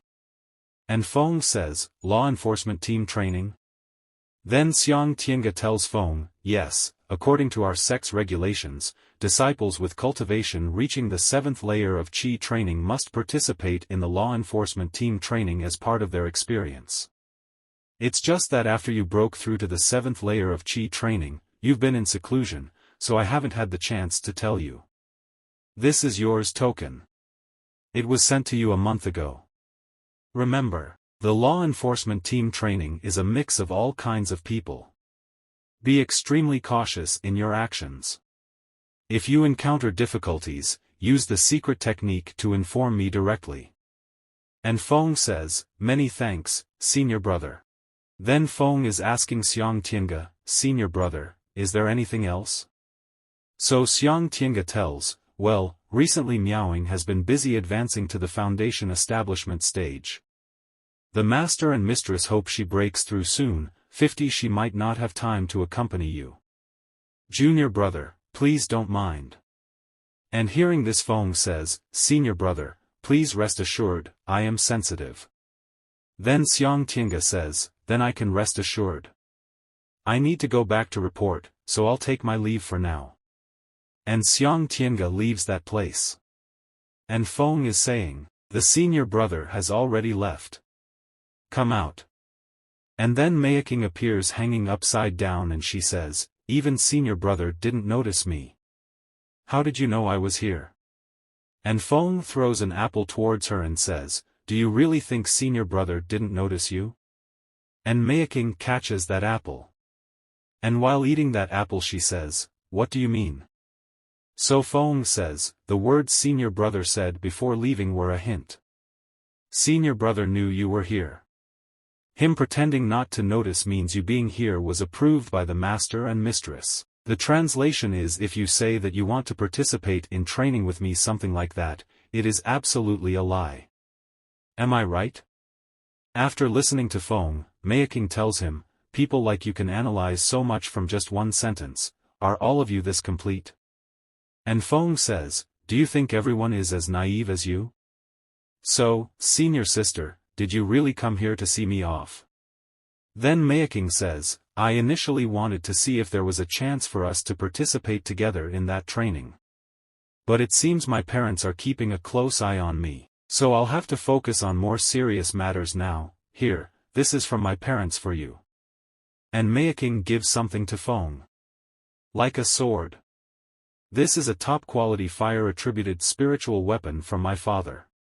It not only possesses extraordinary lethality but can also be used as a flying weapon. This is the fire crow formation from my mother.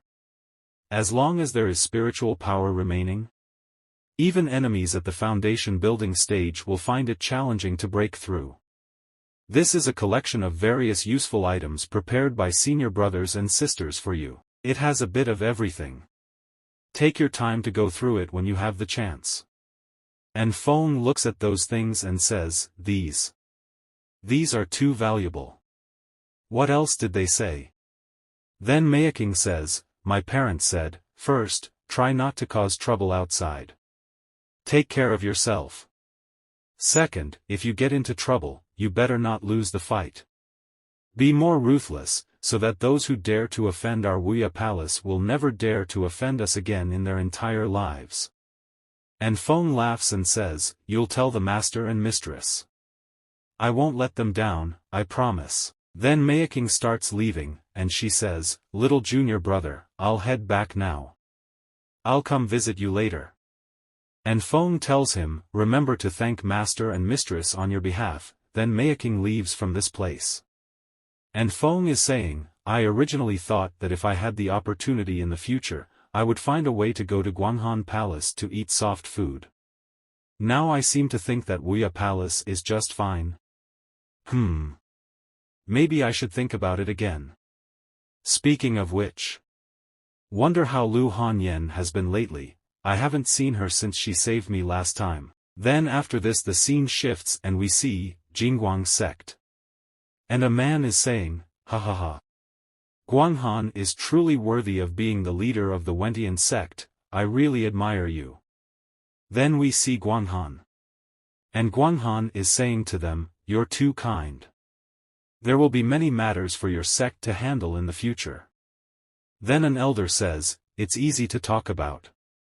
By the way, do you want the real person to stay and visit? And Guang Han says, no, we still have important things to do. We'll visit again someday. Then the elder says, okay, no need for goodbyes, take care on your way. Then Guang Han starts leaving that place, and seeing her leaving, the elder says to one of his servants, Mingguang informs the disciples that the sect was closed and the mountain closed. And that servant says, ah. Sect master. Didn't you previously tell Master Wentian that you would help them? And the elder is saying, humph. Whether it's the demonic sect or the righteous faction, both want to win over neutral sects like ours. But I refuse to get involved in their mess. Follow me. And that servant says yes master. And after this we see Guang Han, which is going from that place. And she is saying to her servant, alas. How many more places do we have to visit? And her servant says, master, we still have 3 sects to visit. And Guang Han says, promises in words may not be of much use. Well then, let's proceed to the next one. And as they are all going forward, they are stopped by a man, and the man says, Fairy, we meet again. And we see it is none other than the city lord. The one who is wearing girls' clothes. Don't know what is going on in this mind. And that city lord is saying to Guang Han, I heard that the fairy dislikes men, so I changed my appearance. What does the fairy think? And as soon as those 3 girls see the city lord that he is wearing girls' clothes, all 3 of them get very shocked, and very angrily say to the city lord, get out. Off here. Then after this the scene shifts and we see, Wentian sect disciple hall. And at this place 2 people are talking. And the first man among them speaks, Hi, brothers, I heard that the harvest has been good recently. Then the other guy says, Hee, our team just hunted a 9-level chi-refining monster, gaining quite a few points in exchange. And then a man comes to that place. And when they see that man, they start talking about him, and they say, isn't that Tang Pei from Team B? Judging by his expression, it seems like he got assigned some unpleasant task this time. I heard they've been short-staffed in their team, and there's a core disciple who has not shown up. He's quite unhappy about it. Indeed, a core disciple. Quite enviable, isn't it? Then Tang Pei goes towards a room, and opens its door, and he comes inside. And we see 3 people sitting at that place, and one of them is a girl saying something to the team leader, and another man says to the team leader, what's the mission for our team this time? And Tang Pei tells them, our team's mission this time is to patrol the Tianhe River. And this girl happens to be, Lin Mi, disciple of the Wentian sect. And she says Lin Mi, guarding the Tianhe River? Lately, the nearby monsters there are more aggressive than usual. And that other man is Zhu Ming, a disciple of the Wentian sect. And he says, because this is the time when the sect collects the inner cores of the azure-eyed wandering fish, those monsters naturally become aware of it. So, every time during this period, they are exceptionally alert. And that third man is Wentian's sect disciple Li Lifang. And he says, that elusive turtle keeps avoiding it. With just 5 of us, how are we supposed to patrol the Tianhe River? And then someone comes to that place, then he says, apologize for coming late. And Feng has come to this place. And he shows his token and he says, this is Timihai, right? I'm Xiao Yifeng. I've come to participate in the law enforcement team training. And seeing Feng, Tang Pei says to him, you're Xiao Yifeng? You're a month late. I need an explanation. And Feng tells them, I had just broken through the 7th level of Qi training and was still in retreat when I received the summons. So it was delayed for a while. After listening to Feng, Li Lifang tells him, oh, trying to add some glamour, huh? You're just in the Oi training stage, not the foundation establishment. Who goes into seclusion for a whole month at this level? If you're afraid, just admit it. Do you think others are fools?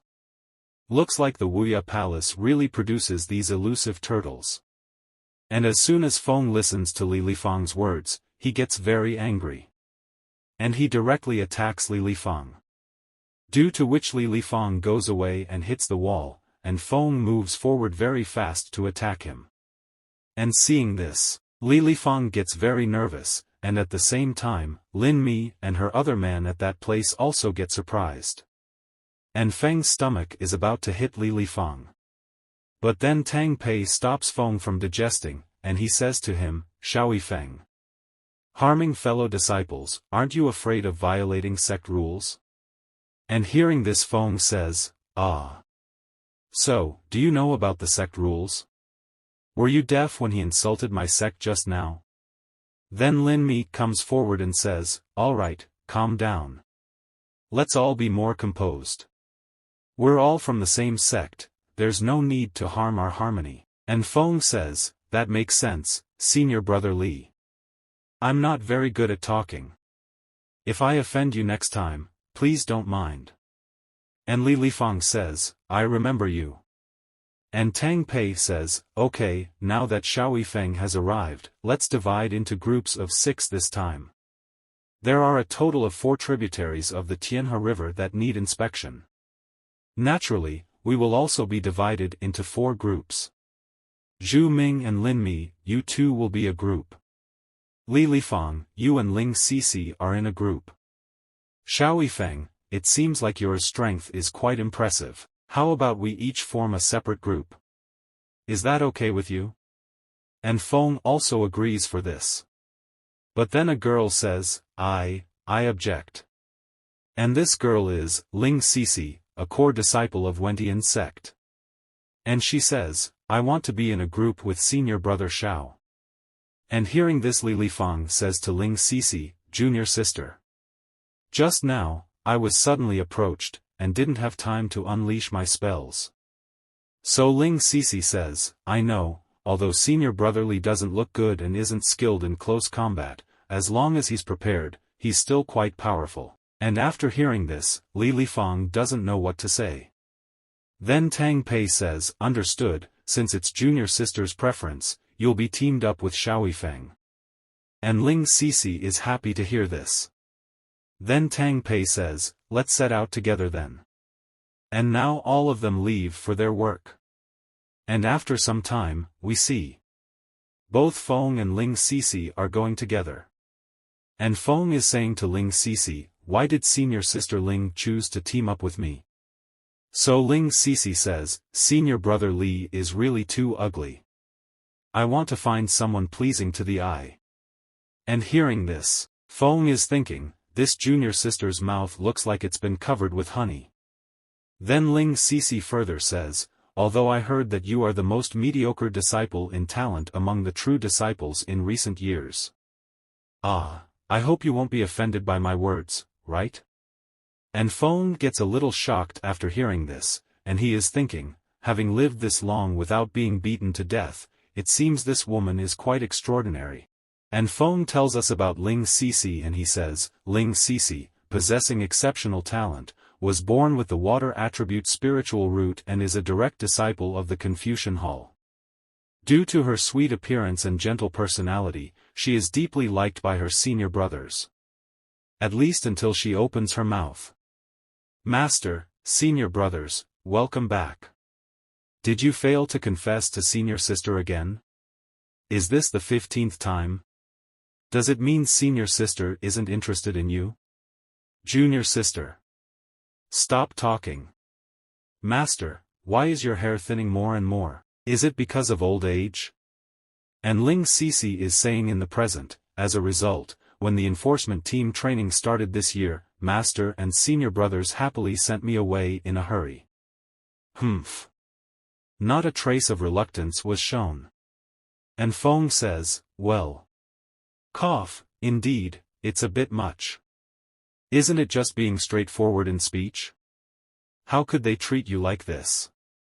And Ling CeeCee says, exactly. Although my master said I should improve my composure a bit when encountering demonic beasts. It's not a big issue, after all. And Feng says, not calm, what do you mean? And while both of them are going, someone is watching them. And Feng notices this thing and a huge frog appears in front of Feng.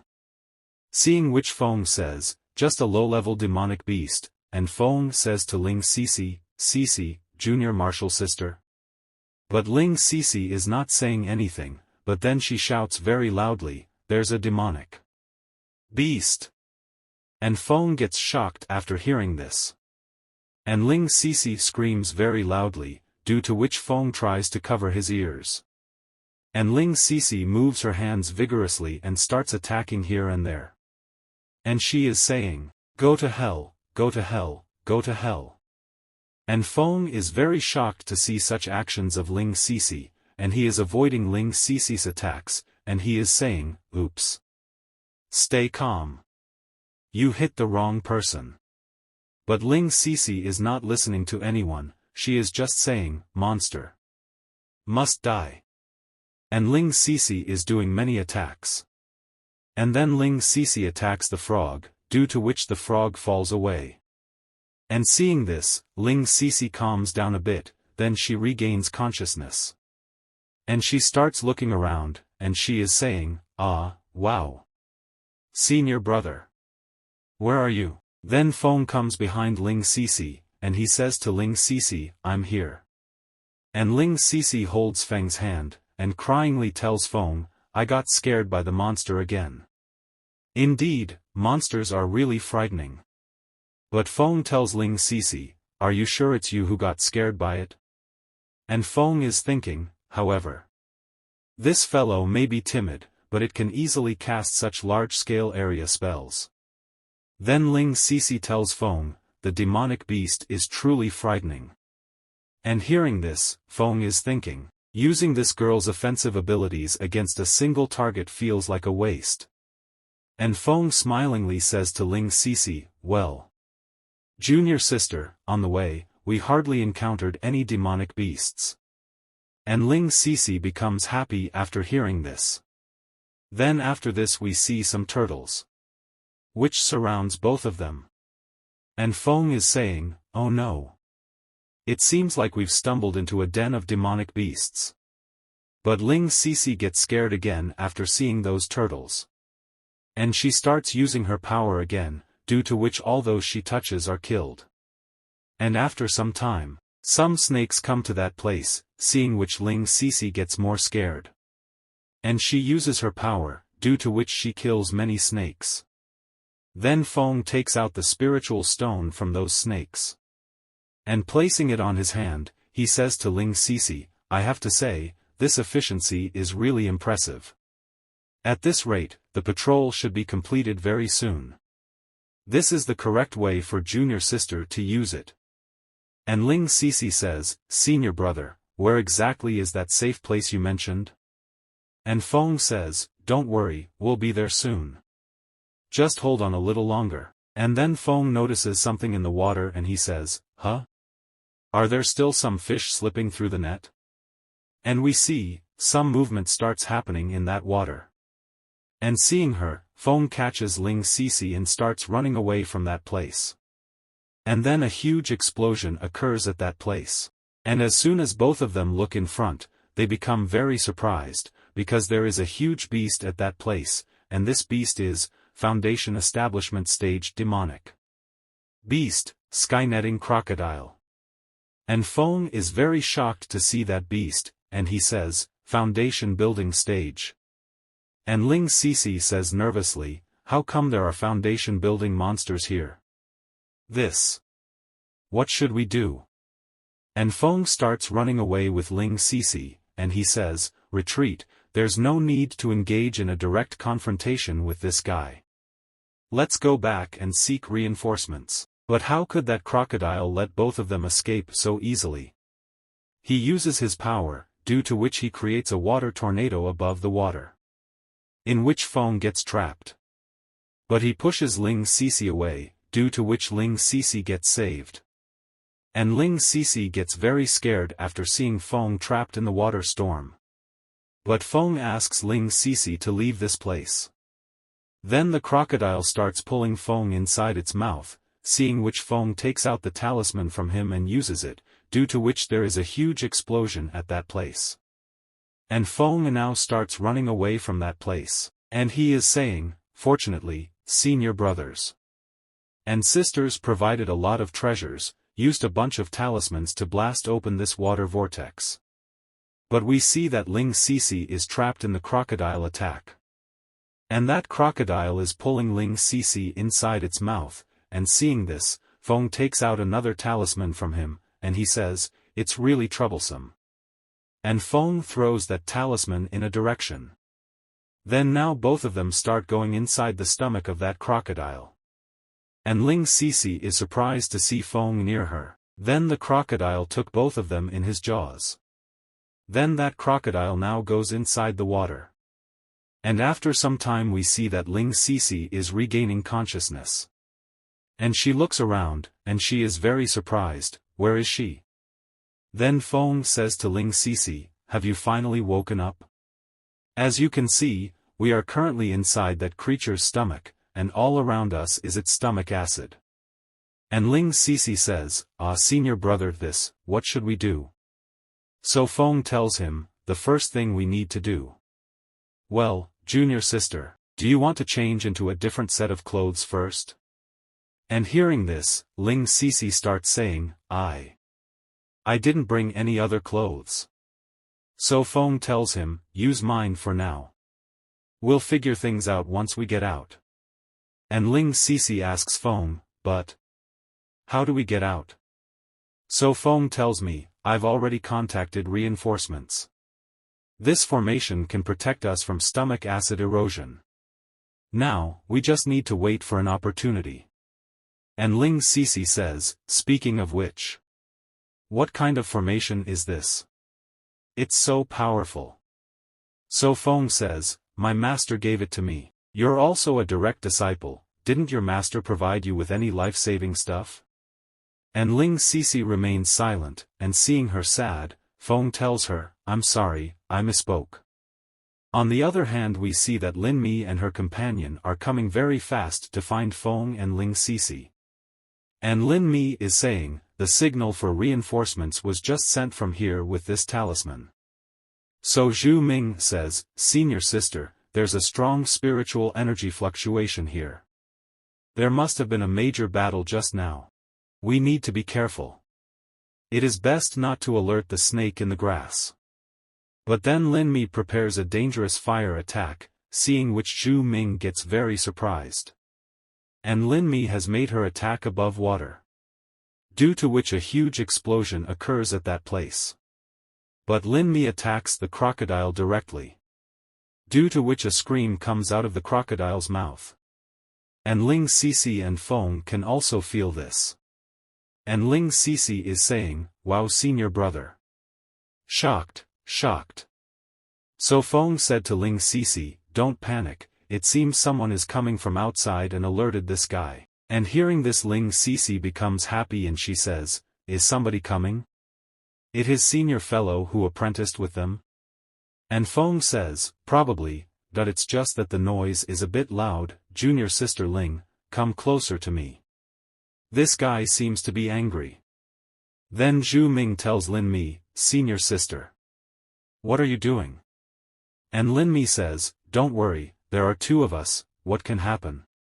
Then suddenly that crocodile appears in front of both of them, and seeing him Zhu Ming says, it's a foundation building stage monster. And the crocodile moves forward to attack both of them, and seeing him Zhu Ming says, he's coming, be careful. But then the crocodile starts having stomach pain, due to which he is unable to attack, and falls back into the water. And seeing this Zhu Ming says, is there someone outside? It's junior brother Zhao's voice. Are you in the monster's belly? And Feng is using his power, and telling both of them, junior sister Ling and I are both here, so we'll be fine for now. Only we may need your help to create an opportunity for us to come out.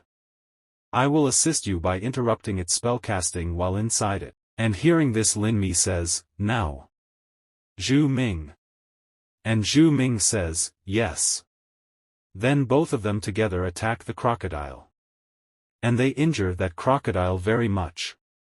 And seeing this the crocodile becomes even more angry. So now both of them together do a combination attack on the crocodile. Due to which a huge explosion occurs. And after this Zhu Ming says, did you win? But that crocodile is not defeated yet. And the crocodile attacked both of them with its tail. But then he uses two swords and stops the crocodile's attack. And Li Lifang and Tang Pei come to that place, and seeing them Zhu Ming says, it's the captain and vice-captain. Then Tang Pei says to Zhu Ming, how could you provoke such a beast? So Zhu Ming tells, Captain, junior brother Xiao and junior sister Ling were all swallowed by this monster. We need our cooperation to come out. And hearing this, Li Lifang gets angry and says nonsense. This is a monster in the foundation building stage. Xiao Yifeng is a waste. You can't even protect a woman with all your strength. Then Tang Pei says, prepare to form a formation. And Li Lifang is surprised to hear this and he says, Captain, do you really believe what they say? And Tang Pei says, it's too late to go to the rescue now, you have to try. Don't forget, Ling CeeCee is still inside. And hearing this Li Lifang is saying, it's all that Xiao Yifeng's fault. Then all four of them together start forming a formation over the crocodile, and they are saying, Lin Mi, Xiao Yin. 33, Zhu Ming, Xiao Yang. Li Cube. And Tang Pei is saying, I know I am responsible for Tai Yin.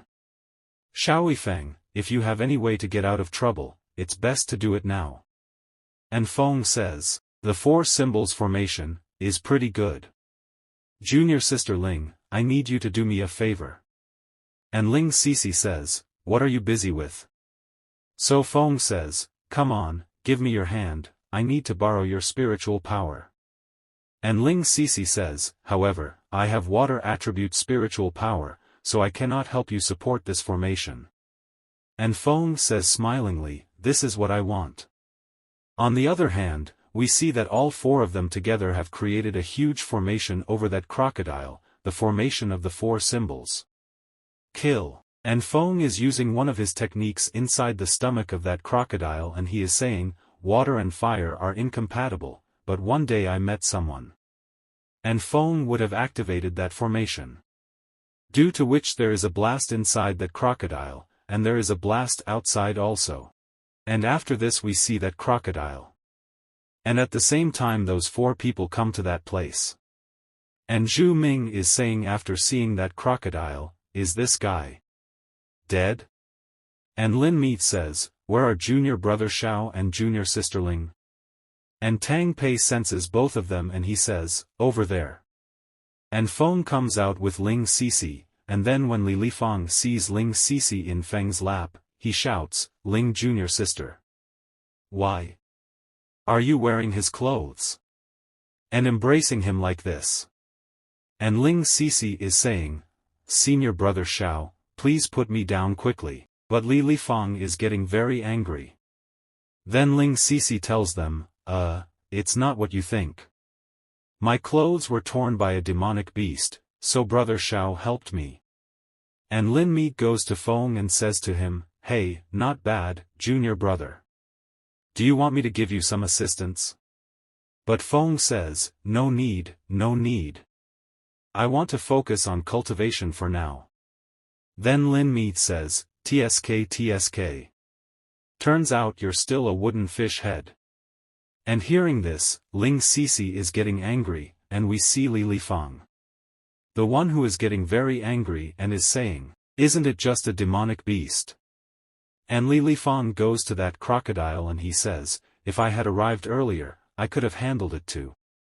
It's all your fault, and Li Feng kicks the crocodile, due to which the crocodile wakes up. Seeing which Zhu Ming gets scared and says, be careful, the demonic beast isn't dead yet. And that crocodile is releasing energy from within itself, and Tang Pei is saying after seeing this, not good. This demonic beast is going to self-destruct. Everyone, come to my location immediately, set up defensive formations. And Lin Mi says, at such a close distance, even with protective defenses, it's... But then Feng moves forward to attack the crocodile. And takes out his token, and attacks the crocodile's eye with that token. Due to which that crocodile gets blasted at that place. And that crocodile is killed. And seeing this, Zhu Ming is saying, is this the power of a foundation establishment stage demonic beast? And Ling CeeCee says, doesn't seem formidable, does it? Then Lin Mi says, it's Xiao Yifeng who triggered the Sect's internal token magical device, causing the demonic beast's self-destruct to fail without building up enough power. This decisiveness is truly terrifying. And hearing Feng's praise, Li Feng is getting very angry, and he shouts, Xiao Yifeng, you've willfully damaged the Sect's magical weapon and disobeyed orders. I will report this to the elder. Seeing Li Feng shouting at Feng, Lin Mi says, really shameless. And Tang Pei says to Li Feng, oh, please go ahead. And Li Feng is about to say something else, but Tang Pei stops him and he says, everyone, there's a foundation establishment demonic beast appearing in the Tianhe sector. This is highly unusual, we must immediately report back to the sect. Then suddenly blood starts coming out of Feng's mouth, and seeing this Ling CeeCee says to Feng, senior brother, what's wrong with you? And Feng tells Ling CeeCee, it's nothing, I just suffered some injuries a moment ago. And Li Feng is happy to see Feng's bad condition, and he is saying, humph. You're not that strong either, serving you right for pretending. Then Feng tells them, let's go, don't delay any longer, and we see that Feng's hand is also bleeding. And after this they all come to another place. And all four of them are waiting for Feng and Tang Pei. And Ling CeeCee is saying, why hasn't he come out yet? Senior sister Lin, will the elders really make things difficult for senior brother Xiao? Should I go in and explain? So Lin Mi says, don't worry, elders are not fools. But Li Feng is very angry, and he is saying, humph. Destroying the sect's token, acting against orders, and nearly causing a major disaster. He has violated several sect rules at least. Elders wouldn't easily forgive such actions. Then Lin Mi says to Li Feng, do you think elders are as narrow-minded as you? And Li Feng gets angry, but he doesn't say anything. After this Zhu Ming says, they've come out. Then Tang Pei and Feng come out, and Zhu Ming is asking, how did it go? And Lin Mi says, has the elder given you any trouble? And Tang Pei tells them, junior brother Xiao gained the appreciation of the elders. Not only were there no reprimands, but he also received considerable praise. Truly deserving as a direct disciple. Then Feng tells them, certainly. It's just that the elders have a discernment judgment and won't base their decisions solely on one side of the story. And Lin Mi tells Feng, glad to hear things worked out. Hee, should I join you for a drink? Junior sister Ling will be there too, right? And Feng says, let's do this next time. I have some urgent matters to attend to as well. Sorry, senior sister. And Feng leaves that place. And Lin Mi, seeing Feng leaving, says, "Seems like this person lacks manners. What do you think, junior sister?" But Ling CeeCee says, "Perhaps he has other matters on his mind." And after some time, Feng comes to another place. And blood is coming out of his mouth, and he is saying, "Zhanxian, if you had just killed someone, it would have caused a big disaster." And then the sword inside him says, "Oh, I'm just hungry. Coincidentally, that sneaky-looking fellow caught my eye, and I thought of settling things for you. I didn't expect that you would rather use your own essence to feed me than let me kill him. You do have a soft heart after all." And Feng tells him, "You'd better put away the style of the demonic sect. Here, you can't casually kill fellow disciples, at least not in broad daylight." And that sword says, "Your so-called righteous disciples. They're just hypocritical, but well, I couldn't help but take a few more sips of yours essence just now, and you ended up getting hurt. Quite a messy situation, isn't it? How about I just drain you completely? Once you're dead, there won't be any more pain." And Feng sits on the ground, and he says, "Just squeezing me dry like this, wouldn't that be a one-sided deal, akin to killing the goose that lays the golden eggs? I have a better plan, would you like to hear it?" And hearing this she says, "Sword, oh. Just to make it clear, I won't let go of your body." And Feng says, "How about you make a contract with me instead?" So that sword says, "Don't dream." Then Feng says, "Listen to me, I can address you as master. In the future, I'll be yours sword servant. Whenever you feel like devouring me, I'll be at yours disposal. Still not interested? Well, never mind then." Hearing Feng's words, she says to the sword, "Wait, I who said I'm not interested anymore?" And Feng says, "Oh? So, you agree?" And that sword says, "I'm just curious if you have any conspiracy plans." Then Feng says, "What conspiracy could I have you? I'm just a chi refining cultivator, struggling with even foundation establishment beasts. Who wouldn't want to find a backing? I just thought that in the future, if I cling to your thigh and encounter danger, you'd protect me. As form, I'd wholeheartedly serve you, diligently being your furnace." And hearing this the sword happily says, "Well, since you put it that way, I agree. Without further ado, let's start the contracti. This is the contract rune. Use your blood to inscribe it, and in yours mind, chant your name as the magical incantation. After signing the contract, your every move must obey my thoughts, otherwise you will definitely be counterattacked by the runes, and your life will be worse than death. You better not entertain any notions of luck even if you regret it now, I won't allow any changes." Then Feng says, "Don't worry, this is the moment I've been waiting for." And now Feng gets ready to make a contract with that sword. And he uses his blood, and seeing this the sword is saying, "This will make me a lot of profit now, I don't know what's going on with this guy. He has so much spiritual power. Moreover, no one knows how he cultivates, neither following the righteous path, nor delving into evil path, nor embracing Buddhism. His spiritual energy is entirely of the purest essence. Someone like this will be my command from now on." And then Feng starts doing something, seeing which the sword gets surprised, and she says, "No, wait. Hey, what kind of rune are you engraved on this?" And Feng says, "The rune of recognition, you told me personally." And that sword tells Feng to stop, but Feng does not stop. He is speaking. During the process of recognizing its master, the sword automatically generates a barrier to avoid external interference. This is the will of the sword itself. As a sword spirit, it is only natural for you to obey this.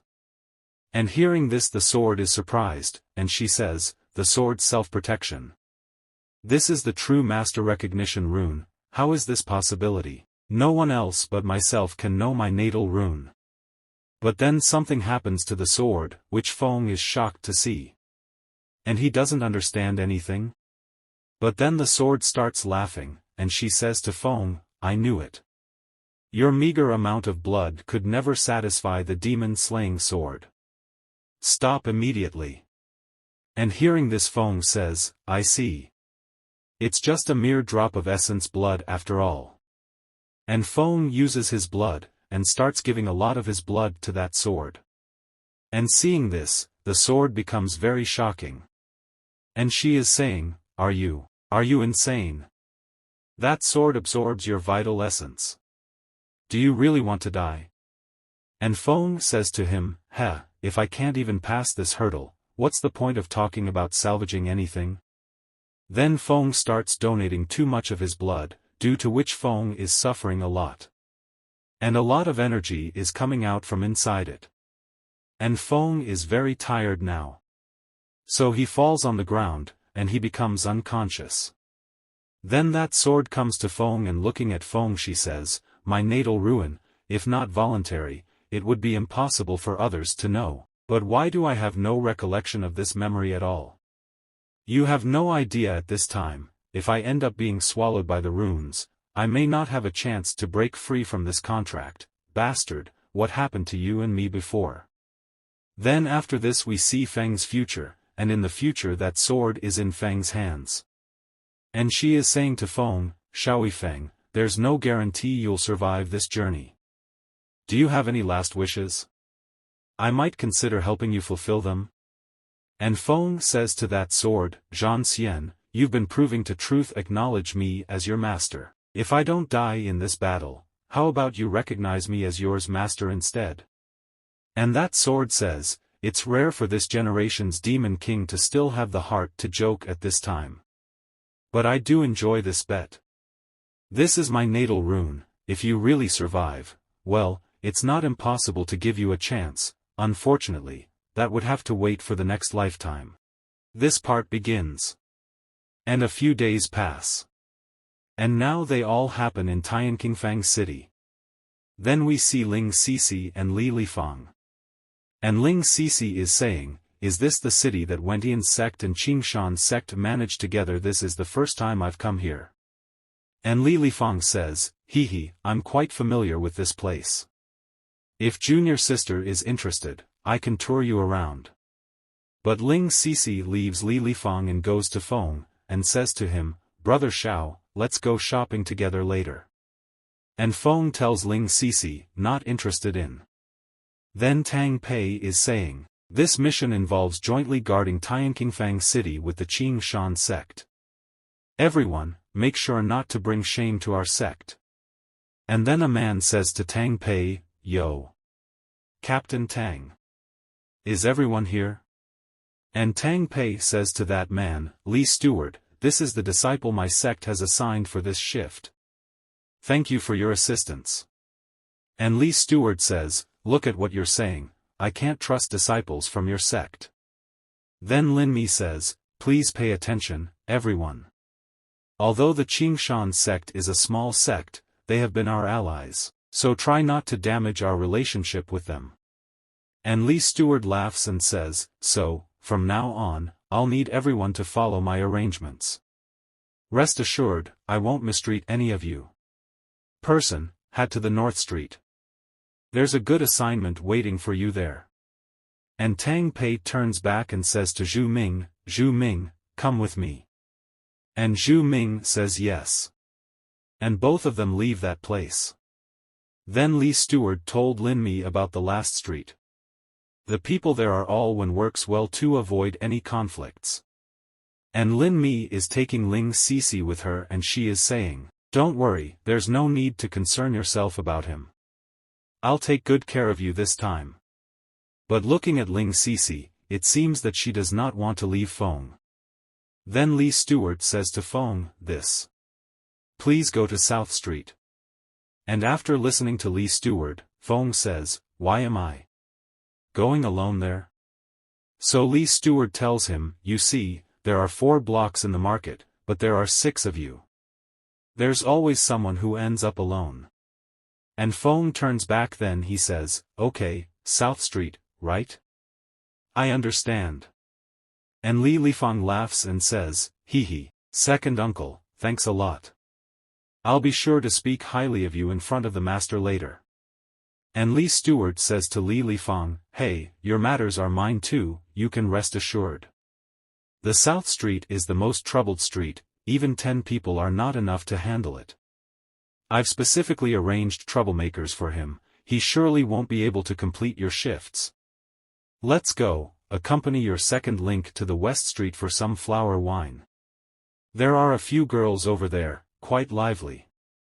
And Li Fang says, "Thank you, Uncle Hehe." And Feng is watching both of them secretly, and has heard everything they say. Then after this we see, Jiangfang City South Street.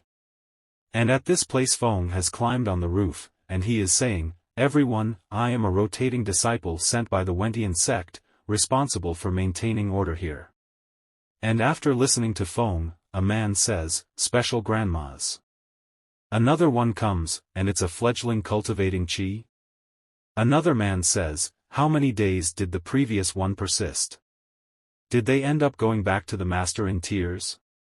A girl says, "I don't know if I've played with this before." And a man is saying, "Remember, Steward Li said to listen, that no matter what he says later, the brothers should make a commotion and disrupt his plans." Then Feng says, "So, next, I'm going to announce my management rules." And Feng shouts, "First, starting from today, the tax on South Street will be reduced to 10% of the original level. No one is allowed to pay more." And as soon as people hear this, they all become surprised. And Feng is saying further, "Second, in the area under my responsibility, we emphasize freedom and informality. The sale of goods are unrestricted, and there are no inspections, regardless of the source. I don't care if what you have is black market or legitimate goods. Sell them however you want. Anyone who mentions word order in front of me is asking for trouble. Third, I have only one. Everyone is forbidden to break it. That is, no one is allowed to hinder everyone's prosperity. Consequences, death. Now, anyone who objects can speak out. But no one says anything, everyone is happy with Feng's words. Then a man is saying, "Brother, are we still opposing this?" So his partner slaps him, then he says, "If you oppose it, you are a hammer. You will die." Then Feng says, "So, I declare the opening of the market on South Street in the Taiyanging district." And the next day we see a man holding something, and he is saying, "Damn. It's not easy to handle this thing. Everyone keeps asking about its origin. I heard South Street isn't a good place. If other places weren't closed, I wouldn't need to rely on luck coming here." And then someone places his hand on that man's shoulder.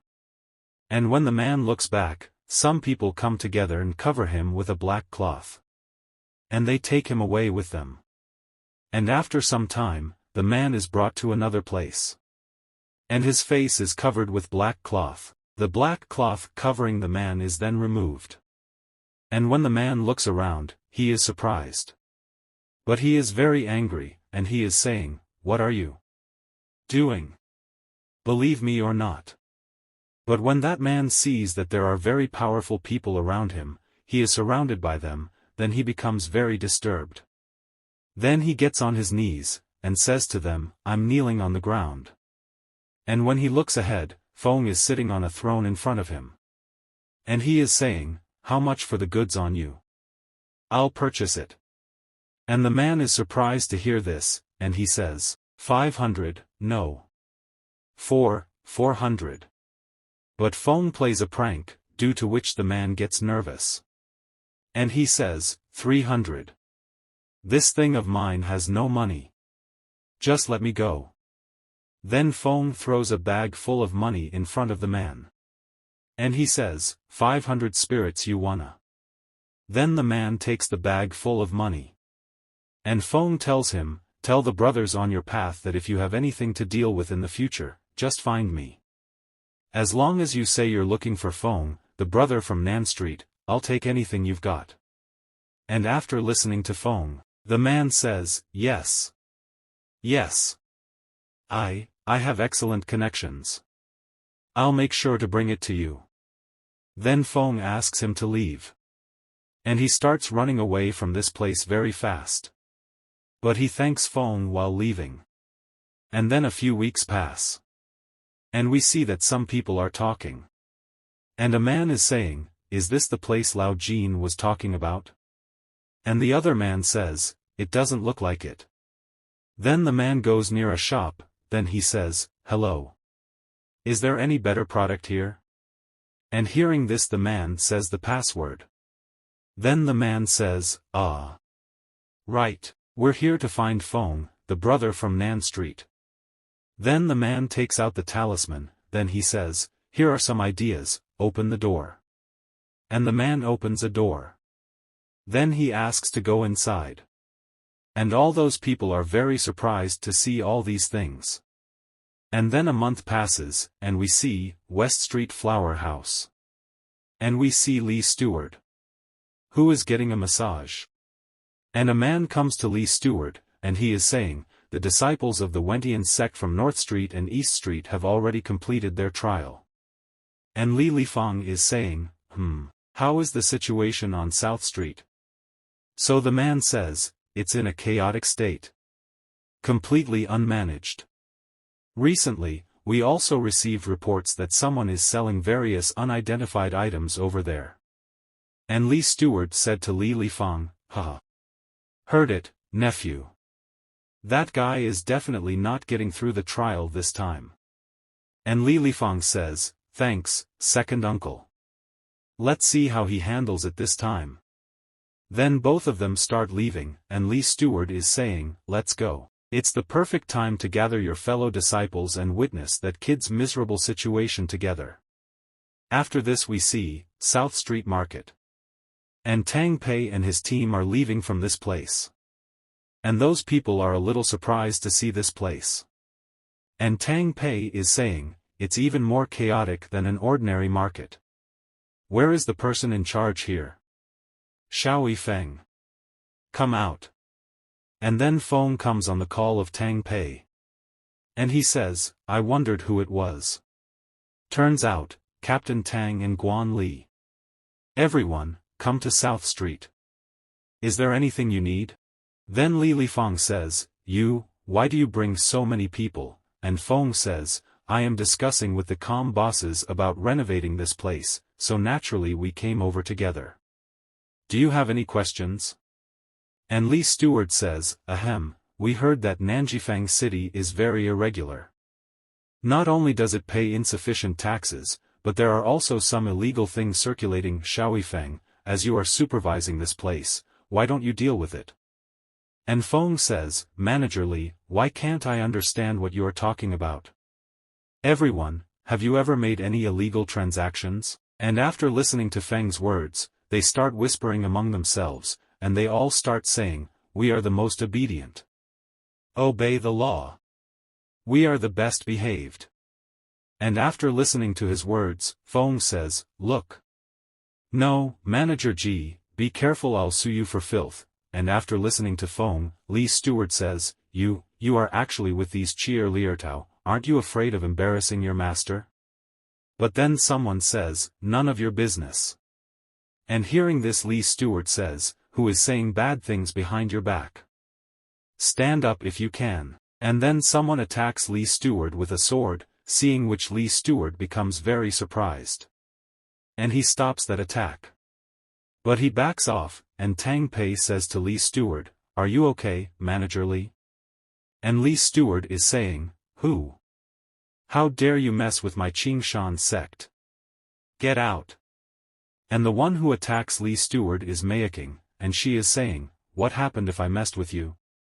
And Feng is very surprised to see Mei Ying, and he is thinking, "Why is Su Miaoqing here?" And Lee Stewart says to Mei Ying, "Who are you and why do you intentionally hurt others?" So in response Mei Ying says, "Haha. I'm just a passerby, and I can't bear to see you bullying handsome guys, so I decided to fight against the injustice." And after listening to Mei Ying a man says, "This girl has great vision." Then Lee Stewart says angrily, "Where did you come from, you nymphomaniac?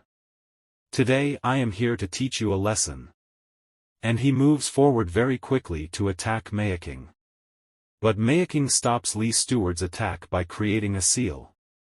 And Tang Pei is surprised to see this, and Mei Ying is saying, silly motionless.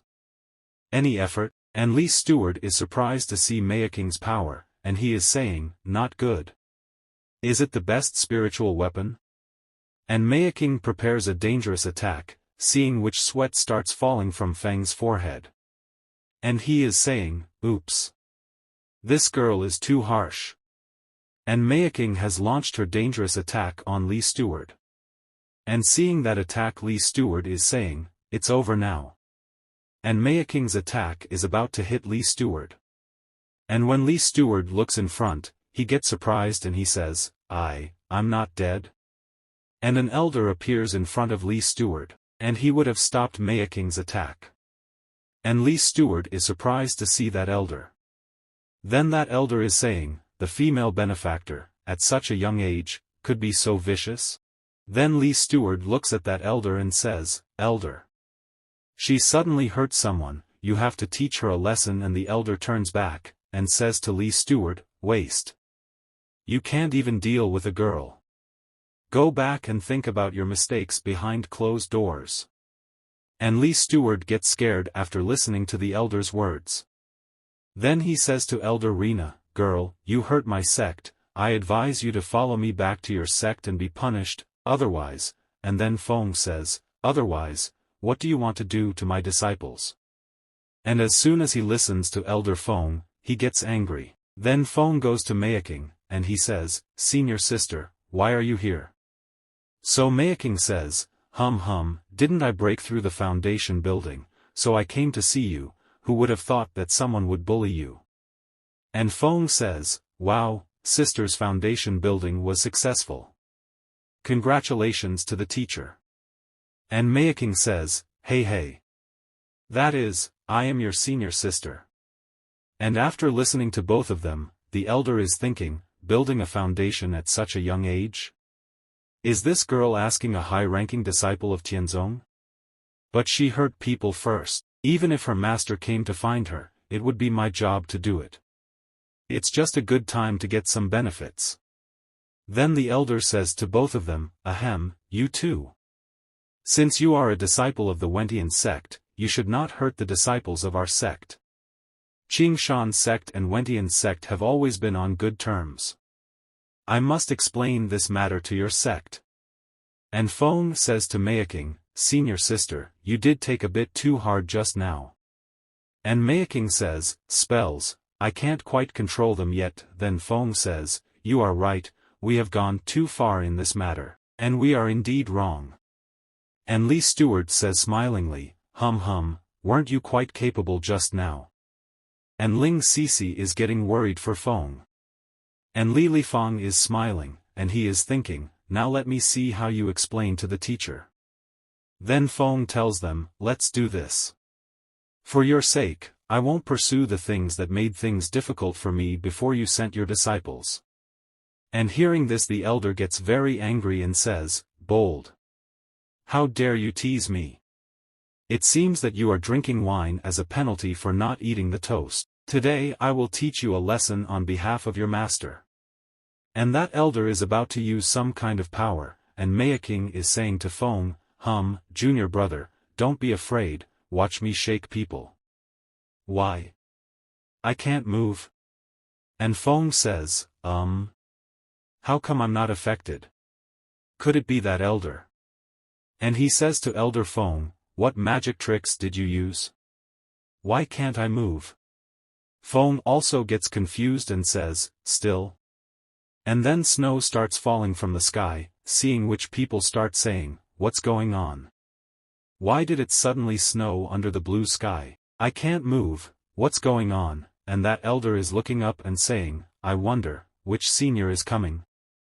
I am Sui Xian, the elder of the outer sect of Qingshan sect. And then Guang Han comes to that place, and she says, who did you want to teach him just now? And when he sees Elder Guang Han, he becomes very nervous, sweat starts falling from his forehead. And he is not even able to say anything.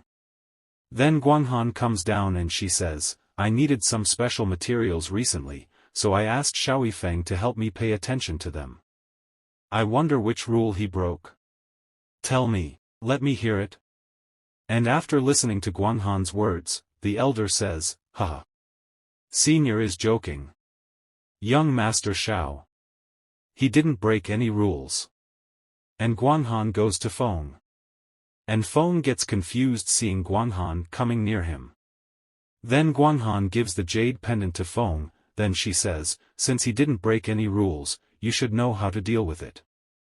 Then she disappears from that place. Seeing which everyone gets surprised. And Feng is saying after looking at that jade pendant, throat, this guy, then Mei Ying tells Feng junior brother, senior Guang Han, she. And Feng says, don't think too much, it's just that I helped her before. By the way, the elder Luo of Qingshan's sect. And when Feng looks back, he gets shocked, because the elder is beating Li Steward. And Li Steward is saying to the elder, Elder, I don't know anything, elder, but the elder does not listen to anything Li Steward says. And he is beating Li Steward a lot. Then he says, bastard, I was almost killed by you. Then the elder says to Feng smilingly, Mr. Xiao, look, have I beaten you enough? And Feng asks elder to continue. And on hearing this, the elder starts beating Li Steward very badly. Then Mei Ying tells Feng, junior brother, is this okay with you? So Feng says laughingly, it's just for me to watch. He knows better than me how to act. Okay, senior sister, you've seen the excitement, is it time to go back? If what happened today is reported back, and Mei Ying says, oops, I know, don't tell Master and Mrs. what happened today. And Mei Ying leaves from that place. Then Feng says to Tang Pei, sorry. As you can see, I'm a little busy. And Tang Pei says, junior brother. We had many misunderstandings before, I hope you don't mind. So Feng says, it doesn't matter. The master of the palace asked me not to spread the word, keep a low profile. And Tang Pei says, understand. I will take care of today's matters, so I won't bother you. And Lin Mi is saying to Ling CeeCee, junior sister, the competition is too strong, why don't we consider something else? You have no chance to fight with the Lord of Guang Han Palace, and Ling CeeCee says, I didn't mean that. But Lin Mi is saying, oh? Then what do you mean when you looked at someone directly just now? And hearing this, Ling CeeCee is unable to say anything. And we see Li Lifeng, who is getting very angry after listening to Feng's praises. And he is saying, Xiao Yifeng, don't think that you can always be stable by doing things for the palace master, when the trial is over, I will make you lose face, and after this a few days also pass. Then we are told this, due to Lu Hanyan's intervention, the subsequent trials became extremely smooth. Then we see a man who is going somewhere flying in a sword. And then he hears some sound, hey, that flying disciple in front. Then the man looks back and sees some disciples carrying a sword. And those people are saying, the assigned tasks have also become extremely simple. If you exceed the speed limit, you will be fined 20 spiritual stones. Then we see Feng looking at the spiritual stone and saying, the recent trials are no longer challenging, so forget it, let's continue practicing. And after this, soon, the end of the trial came. And the disciples are saying, disciples welcome the sect master and all the palace masters. Then we see the sect master, who are speaking, everyone, get up. Today is the end of Wentian sect's annual disciple training. After today, you can take on your own role and go down the mountain to practice on behalf of your sect. And Feng is saying, finally broke through to the 9th floor. After this time, it's best to go down the mountain. Xiao Yifeng practices the 9th level of Qi training. According to the rules, today, every disciple can choose one person to cut. Of course, don't be too harsh.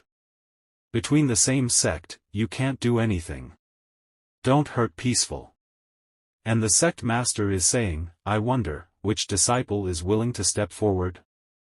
And then Li Lifeng comes forward and he says, Sect Master, this disciple wants to challenge someone. Then the Sect Master says, oh? Yes, you actually succeeded in building the foundation. I wonder who you want to challenge, and Li Lifeng gives an evil look. And he takes the name of Feng. And then this video ends. If you want to see its next part, please subscribe to my channel. And also don't forget to press the like button. So see you in the next video. Till then, bye.